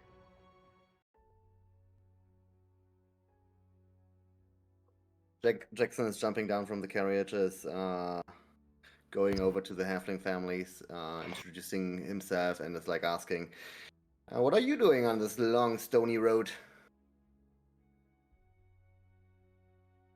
Oh, traveling the roads with my family. I've heard that there is a wonderful little fishing town down the road. And I thought, well, it's good to have a little road trip with the family before they get too old and want to start their own businesses or move on to college. So I thought, I'll get them all in the cart and we'll take the donkey and go. Can I roll on insight to see if he's like genuine? Yeah, absolutely. Off. F off. You can definitely tell there is like a familial relation. It seems like maybe the kids take after the mom a little more than the dad with the with the hair color and some of the facial features, but they start to like they're taking a little more like defensive action. But as you guys are talking and seeing another halfling, they kind of are like, okay, we're not getting robbed. It's cool. He extends a hand to you. He's like, Reed Lightfoot, it's good to meet you. I'm Jackson Paradise from the city we were from, Saltmarsh. I remember the city. Where are you guys from? I think that's the little place that we're heading. Salt Marsh. Yeah, that sounds about right. No? Any plans in Saltmarsh? Well, I heard there's this really entertaining place. I think there's some sort of. I hope it's not a burlesque show, but some people say I might be okay if it was just me, but I don't know if I'd want to bring the kids. But some entertainment. I thought it sounded quite nice. We're from Nine Oaks. We traveled all the way through. We just left Burl last night, but I was eager to get going, and it's cheaper to camp in the woods than spend hotel fees. That's true. Would Flurry recognize them at all? These guys, not really. Nine Oaks, it's a little bit larger of a town, but these folks are just seems to be passing through. Where's Nine Oaks on the map? The other side of Burrow. Okay. Right here. Yes, over by Verona Cliffs. I see. That's quite a trek. Which is kind of cool to Jackson if people in Nine Oaks have heard about your club. Yeah. Mm-hmm. My goodness, that is quite a trek for you guys to be coming around. All the way to go to Saltmarsh, of all places. Well, admittedly, I don't think the destination mattered too much. It's just an excuse to spend some time with the kids.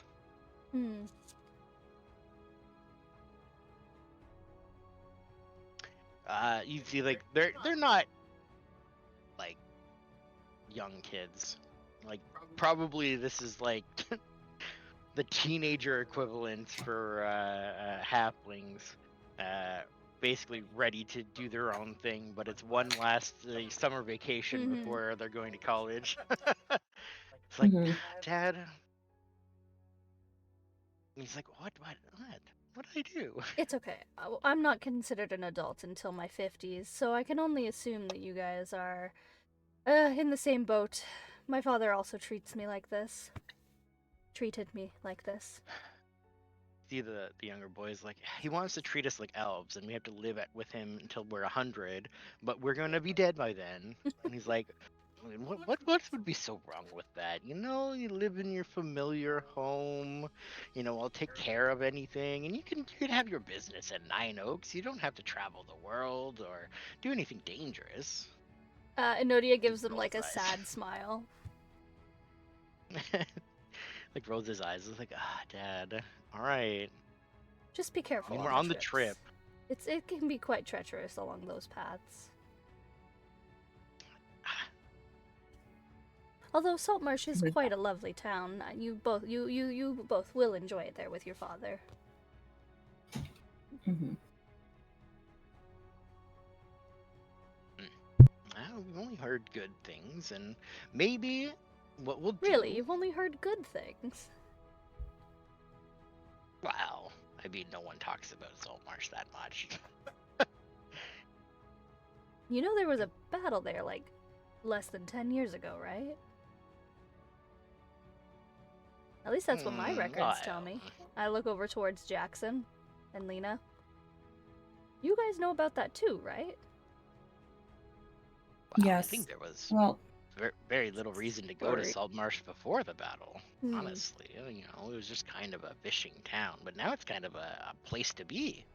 Oh, yes. You have to thank the heroes for that. Flurry is suddenly just very invested on making dinner.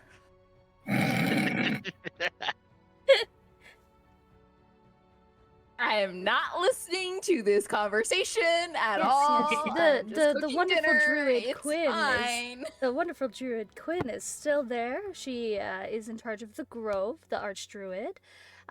They did unfortunately lose one of their members. There's a statue for him that you ought to go see. It's over in the town. What's it over in? Like the town, not town center, but the new end of town, over by Jackson's establishment. You can go and read in the library about the other ones there. And then there was what was their name? Oh yes, Josie. I can't even get it out with this straight face. Why are you such a nerd? Oh, I just really like books. No. Yeah, we know. We know. Listen. Just go to Jackson's. Okay, just go to Jackson's. Listen, skip Jingle. all that other boring shit. Jingle, did you know there's books about cooking and making food? Did you know that goblins have a literacy rate of 99%? And Is that why you're so angry all the time? I read all the time, Lena. You know what I read mostly? Your face! And then I'm gonna just walk away. Enodia is still just chit-chatting to the three of them about all of the things that you can do in Saltmarsh. Have only been there a couple of times with her father, and then the once recently. Or the books you can read in Saltmarsh. Yep, all of the books, the legends of the heroes and all of their conquests, and that they helped with the Sahagwins, and that... Did you know that they're building something called a bunker? That's what the Archdruid is doing right now. Fascinating. Mm-hmm. I definitely just burnt myself on the porridge. You touch the pan, you're like, ah! Like, went to grab it and forgot to, like, not grab it with my bare hands. Oh, goodness. I think I have a salve for that. Please hold on. I am ignoring you. Oh, no, that hold on was towards the other guys. I'm going to get the salve for you regardless of that. I walk away. Only by, like, 5 feet. I mean, good luck, because I am not about to let you touch me. Oh, wasn't planning. Here we go. Alright, and I'm gonna set it beside you, and I'm gonna be like, you can use that whenever you're ready, and I'm gonna go back to just chit-chatting to these new people who have not listened to me ramble for 20 minutes. Well, it's funny because he's like taking notes, and he's like, "Oh, this is all. See, this is why you have these little rest stops, and you get to meet and talk to individuals." And the girl's like, "Yeah, and probably get mugged, Dad." No, there's an honor code, you see. Travelers share a campfire, you swap stories and news. Sometimes you share a meal together. This And is sometimes you get culture. mugged.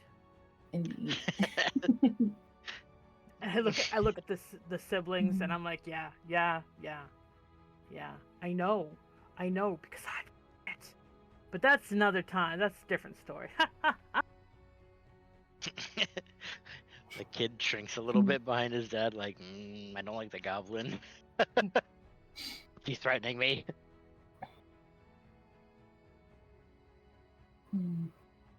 Dinner is definitely a little burned and a little overseasoned. Oh, so spicy. But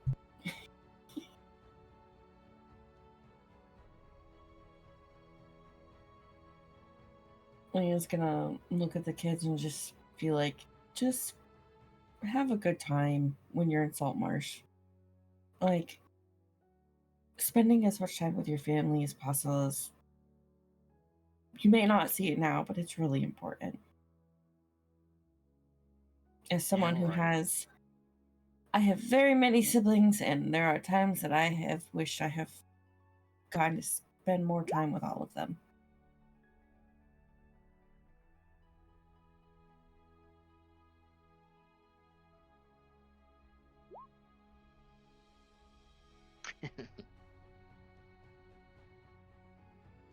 You see they gather around the campfire and they endear you with the fine craft of a cobbler and how there's many different shoe leathers that you can put together, and they've started to put like fleece in the bottom of the shoes to cushion the foot, and there's many kinds of socks that have different purposes, and it's Do they this try to man- offer Flurry, who's definitely barefoot, shoes?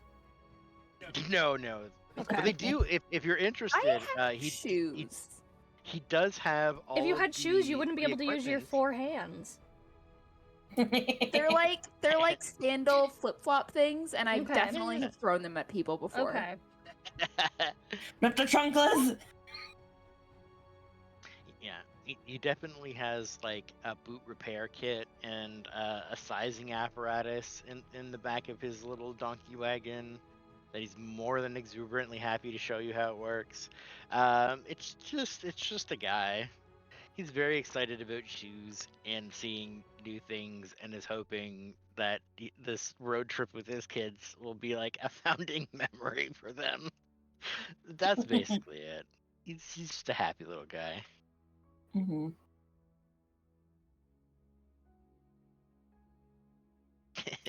What are the kids' names, Dirk?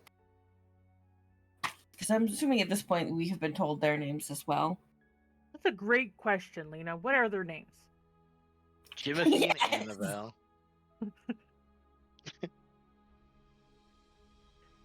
Timothy and Annabelle. Perfect. Yeah.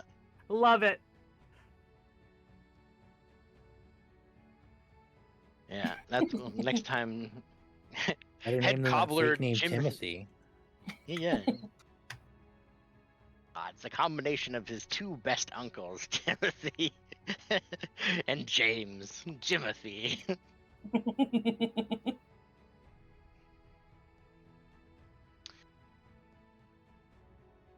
They offer, as your food is a little burnt, they insist on sharing some of their delights. A very hearty potato and like some kind of red meat.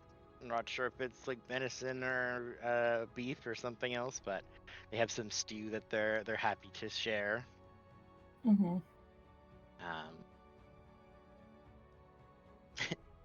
They have very mundane goals. You know, the cobbler, he wants one of his kids to take over his business, but they're interested in like being a seamstress or like becoming a wizard. They don't really have the same goals that he does, but he's trying to convince them that maybe when you see what a good pair of boots, how far a good pair of boots will get you, then you'll want to give that to other people, because that's his motivation. Is Bo with us the whole time? He is. He eats with you guys and then kind of like settles down with the horse. Give me an insight check. He's a little quiet with company. Are you okay? It's fine. Whatever. He looks really sad. A little sad and a little envious. Mm. And that's about it. He's a little closed off and just kind of like saddles in, but watches fondly as the campfire as you guys are talking. Mm-hmm.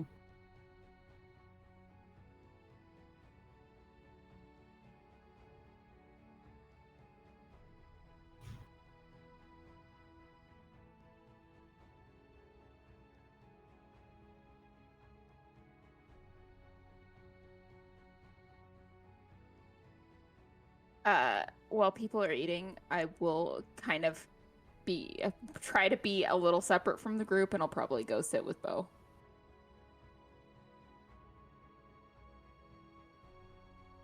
You sit with Bo. He brushes the horse down a little bit and then just kind of puts the blanket over him, and he like acknowledges that you're there, but you similarly get that vibe is that he doesn't really want to talk. That's fine. I don't want to talk either. Mhm. I would like to be alone, but no.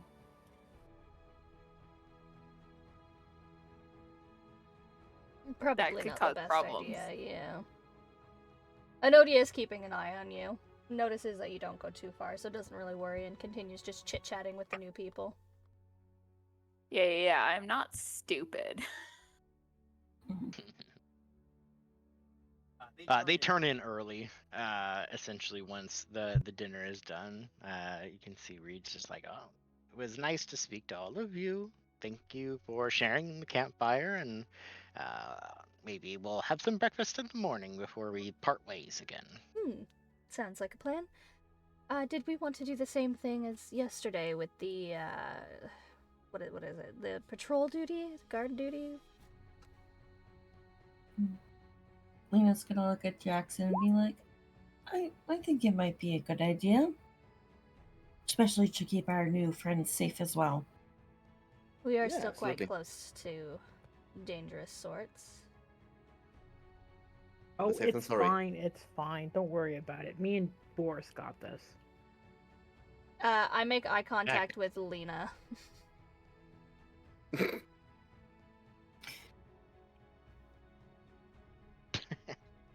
I'm hoping that you'll say something instead of me.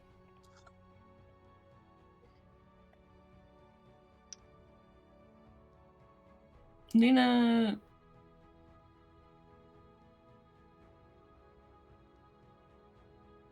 going to be like, alright, you can stay up with Jackson and myself.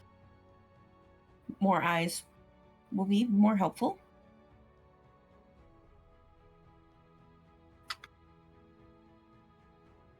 I think that that's a wonderful idea, and I'm gonna start walking towards my tent. Flurry, are you coming? Yes, I will follow you, but there is a noticeable reluctance.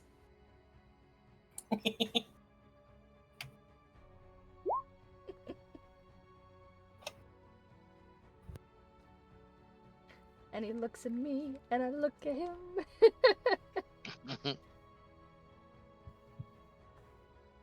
Healthy dose of prolonged eye contact.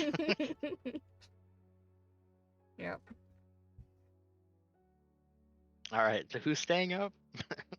Jingle Boris. Lena Jackson. Yeah. Next Yeah. night, everyone is just gonna stay up. Yep. It's just for We're all 6 just hours gonna before stay you awake switch. through the night. Just for... Hey, you could each stay up for 3 hours. That's like enough time Yeah. for everybody. Mm-hmm.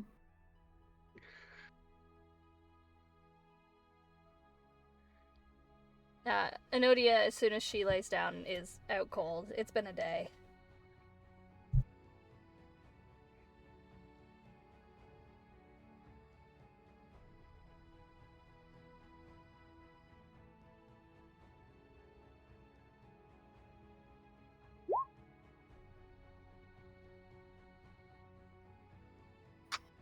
Oh gosh. Okay. Everyone seems to kind of go their separate ways. The campfire sparks for a little bit as Jingle Boris take their first watch.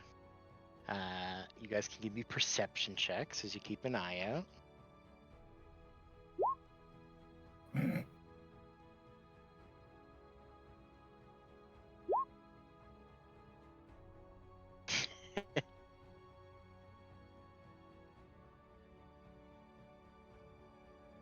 Seems like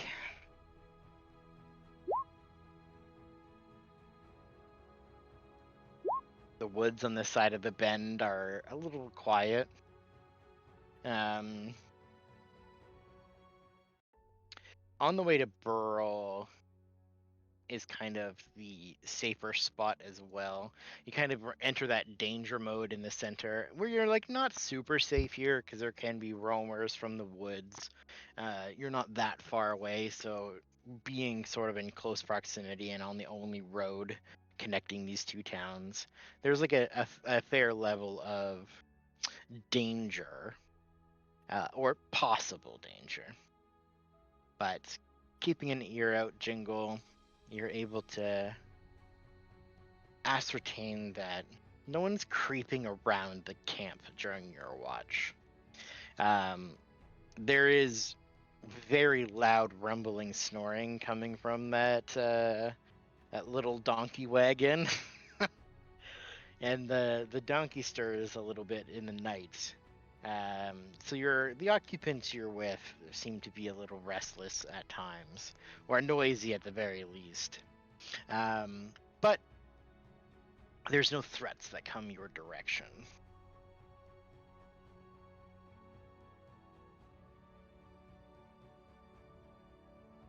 Sounds good.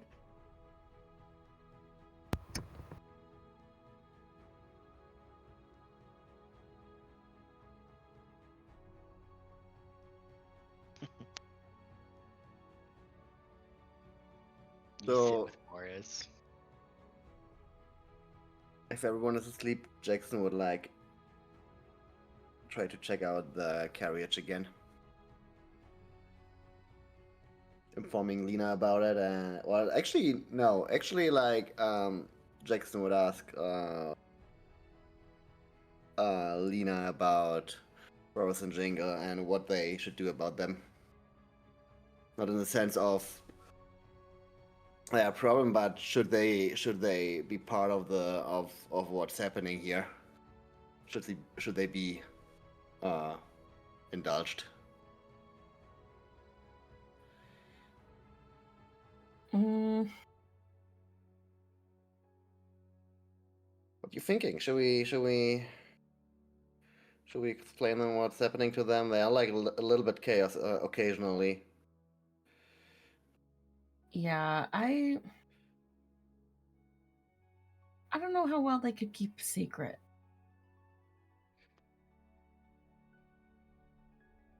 I think we should. Should we just stay quiet for this night? I think for now, that would probably be the best plan. Okay, got you. Okay, then Jackson is actually not checking out the carriage.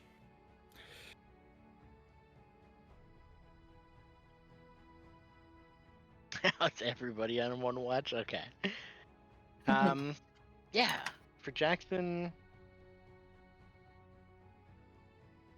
the 24, kind of just doing your perimeter sweep, as it were. You can see that Bo, for his part, seems to go to sleep right away. But it's one of those nights where you can tell he's not actually asleep. For one reason or another. You're not sure. it's not that he's pretending to sleep, it's just sleeplessness that's there as you're like watching out on him or having some suspicions. But there's a lot of people awake, so he is trying to sleep? Question mark.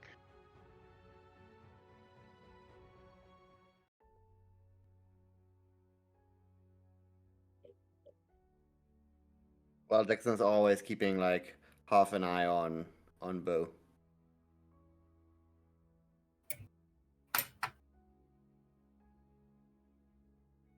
Or the tent where he's sleeping.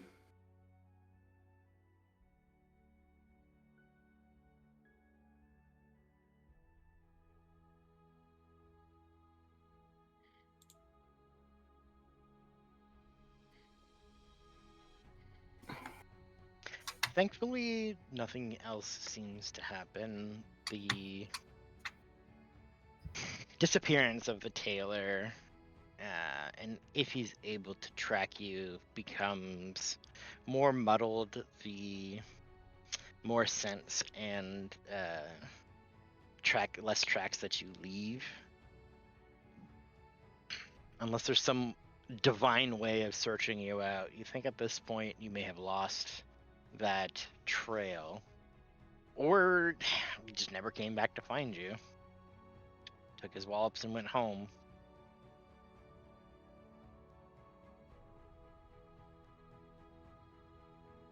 The perimeter at least seems secure. 18 and 24, you're very confident that you haven't left something out or you've done your due diligence to ensure your safety.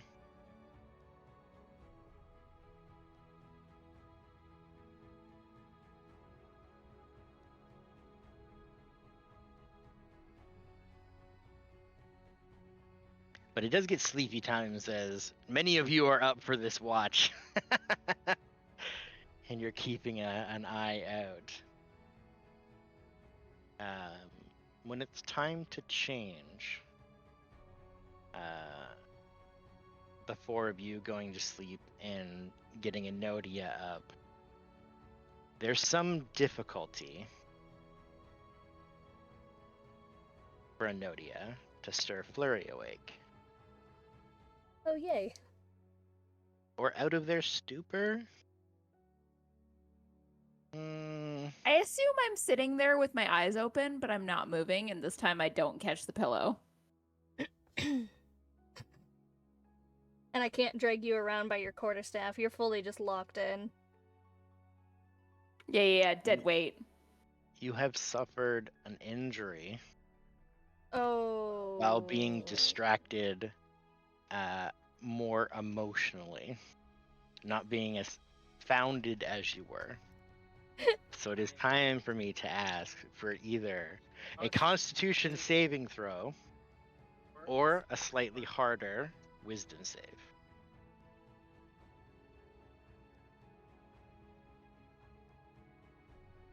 Can I provide guidance? Nope. Excellent. Guidance doesn't work on saves anyway. I had to ask.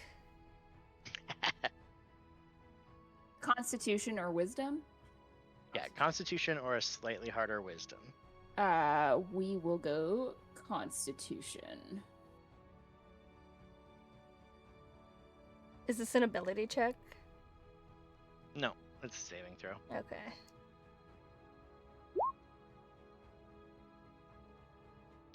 Does that pass? That does pass. Okay, cool, because otherwise I was going to Flash of Genius.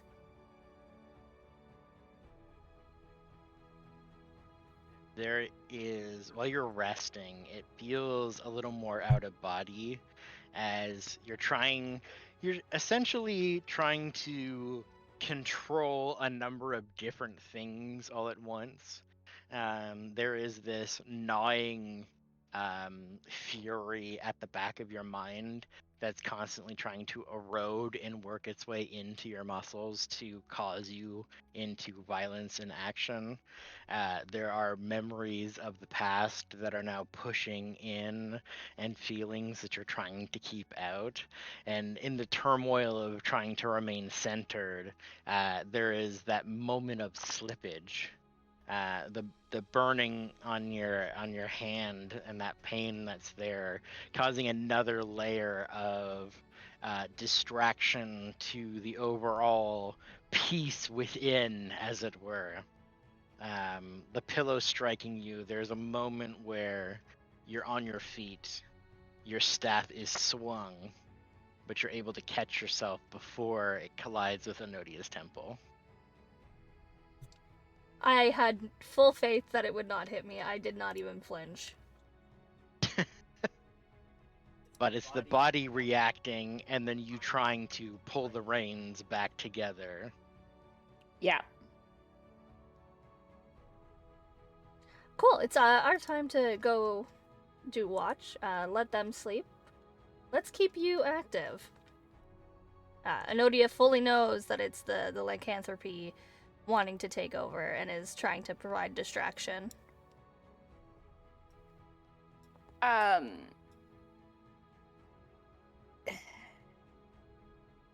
will follow Enodia out.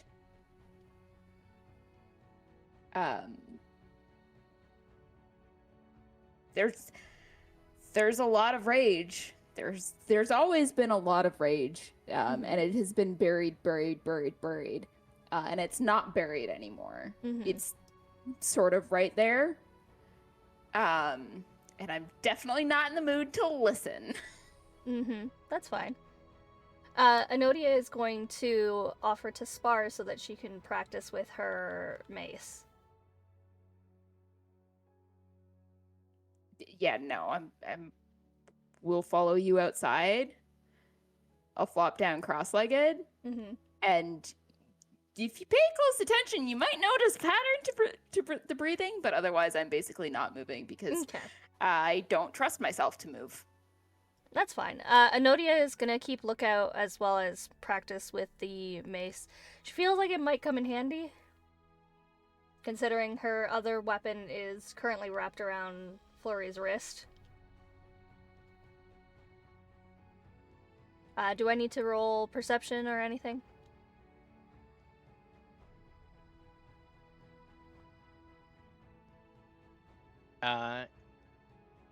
Yes. I think you are going to apply your perception solo tonight. That's fine. 15. Yeah. Does it pass, or do I need to do my session reroll? 15. I mean, that's a number. I'm gonna do my session reroll. There's not There you go. necessarily a failure point. It's a more of a how much information do you get sort of. I want all of the information if I'm going solo tonight. 26. I'm doing like practice swings, just like holding the mace above my head and bringing it down, trying to get used to the weight. I can't do the flippies that I can do with my sword. This is like a two-handed, need all of the concentration kind of thing while keeping an eye out. Flurry, the purpose of not getting a perception is because I think you are wholly distracted by... Oh yeah, I am quivering trying to sit still. Yeah, and looking at yourself, looking back at you doesn't help. Yeah, no, not at all. As you see across the way is a specter, a you from the past that is sitting there, just twisted rage sitting. You see moments while you're gazing that the arms flail out at your throat, trying to take control of you, and you are just wholly within yourself.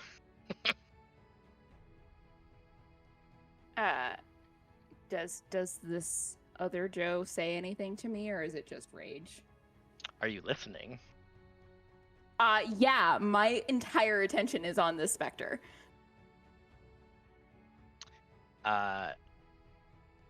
It does speak to you.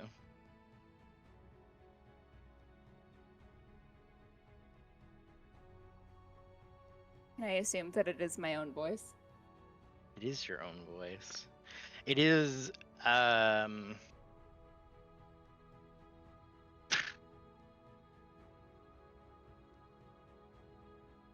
your voice dated to the time, slightly more vibrant than it was, or than it has been coming out of your mouth, with purpose, and it is angry at you that you're a failure and you've given up. Look at the state that you're in. It should be us. We're the one to stop him. We're the one to beat him. How dare you give up? How dare you leave it to someone else? We should be there now.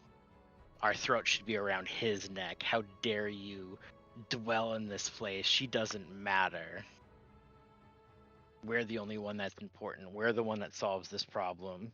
It's us. It's always been us. There's moments that it points back to being chained in the Dryad's Grove and settling in, believing that someone else will have to deal with Kier, someone stronger. And this specter in front of you is spitting rage that how dare you believe that someone else can deal with it and that we're not strong enough. Give me the reins and I'll show you how strong we are.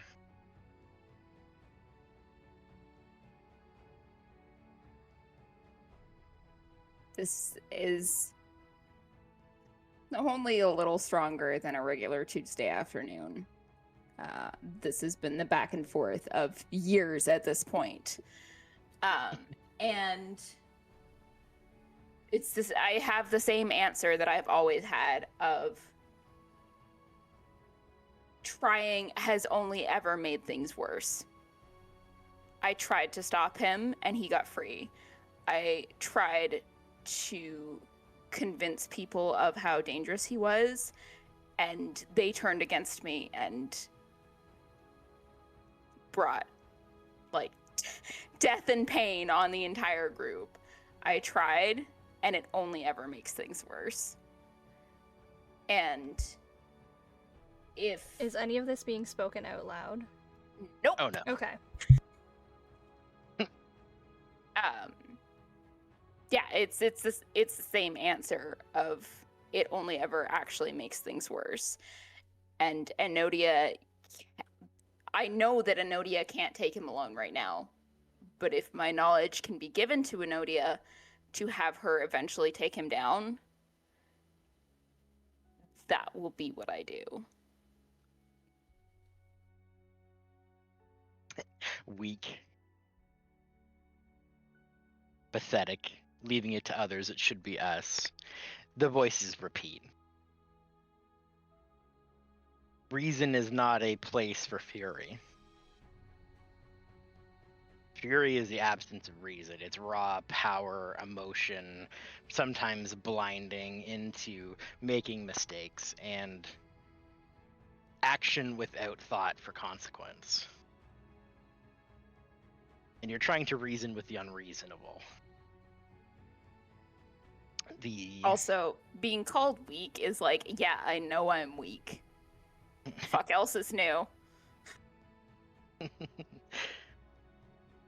And while you sit trying to control the breathing, to banish the specter, and to focus on what needs to happen next. That's where we'll pick up next week. Pew, pew, pew, pew, pew, pew. Pew, pew, pew, pew, pew. Because it's like 4:30, so. It's 4:45, yeah. Yeah. It's time to go. Next week, Monastery. Yay! Woohoo! Woo! How Alright, we'll see you next week, guys. Bye. Bye. Thanks for playing. Good one. Bye bye. Alrighty. Well, there was a couple of things that were forgotten at the beginning, but I did pop them in there kind of. You can check out the YouTube channel if you want to catch up on anything that you have missed. The VODs get uploaded, I would say, pretty regularly now at this point. And I'm doing pretty good on that. You can also, if you really wanted, take a follow of all of our D&D cast. They are wonderful, amazing people, and I wouldn't be here doing this without them, because it physically wouldn't be possible, and they're also amazing, and you should follow them. Alright, let's go ahead and raid out, just in time for my mouse to die and my energy levels to start fading. Let's see, make sure you grab one of those raid messages. The first one is for everybody, the second one is for my lovely subscribers. Who should we go raid today? Who is online? Who is online? Who do you see? I see Hustler online. See Lum online. Mecha Mayfly's online. It was the 20th anniversary of Andy's 21st birthday, so now he will play the greatest video game ever made stream. What are you doing, Andy? Sounds like a birthday stream to me. I think that sounds like a birthday stream, but it. What are you 20th playing? Metal. Anniversary of your 21st birthday. So 20 plus 21. He's playing Metal Gear Solid. Let's go see Mecha Mayfly. There you go. Yeah, let's go see Mecha Mayfly. Make sure you copy one of those raid messages again, guys. I will see you all next week. And you can probably catch me tomorrow with Vintage Story on Lemon stream, because if I sat through this, I can sit through Vintage Story. Alright, bye guys, see you next time.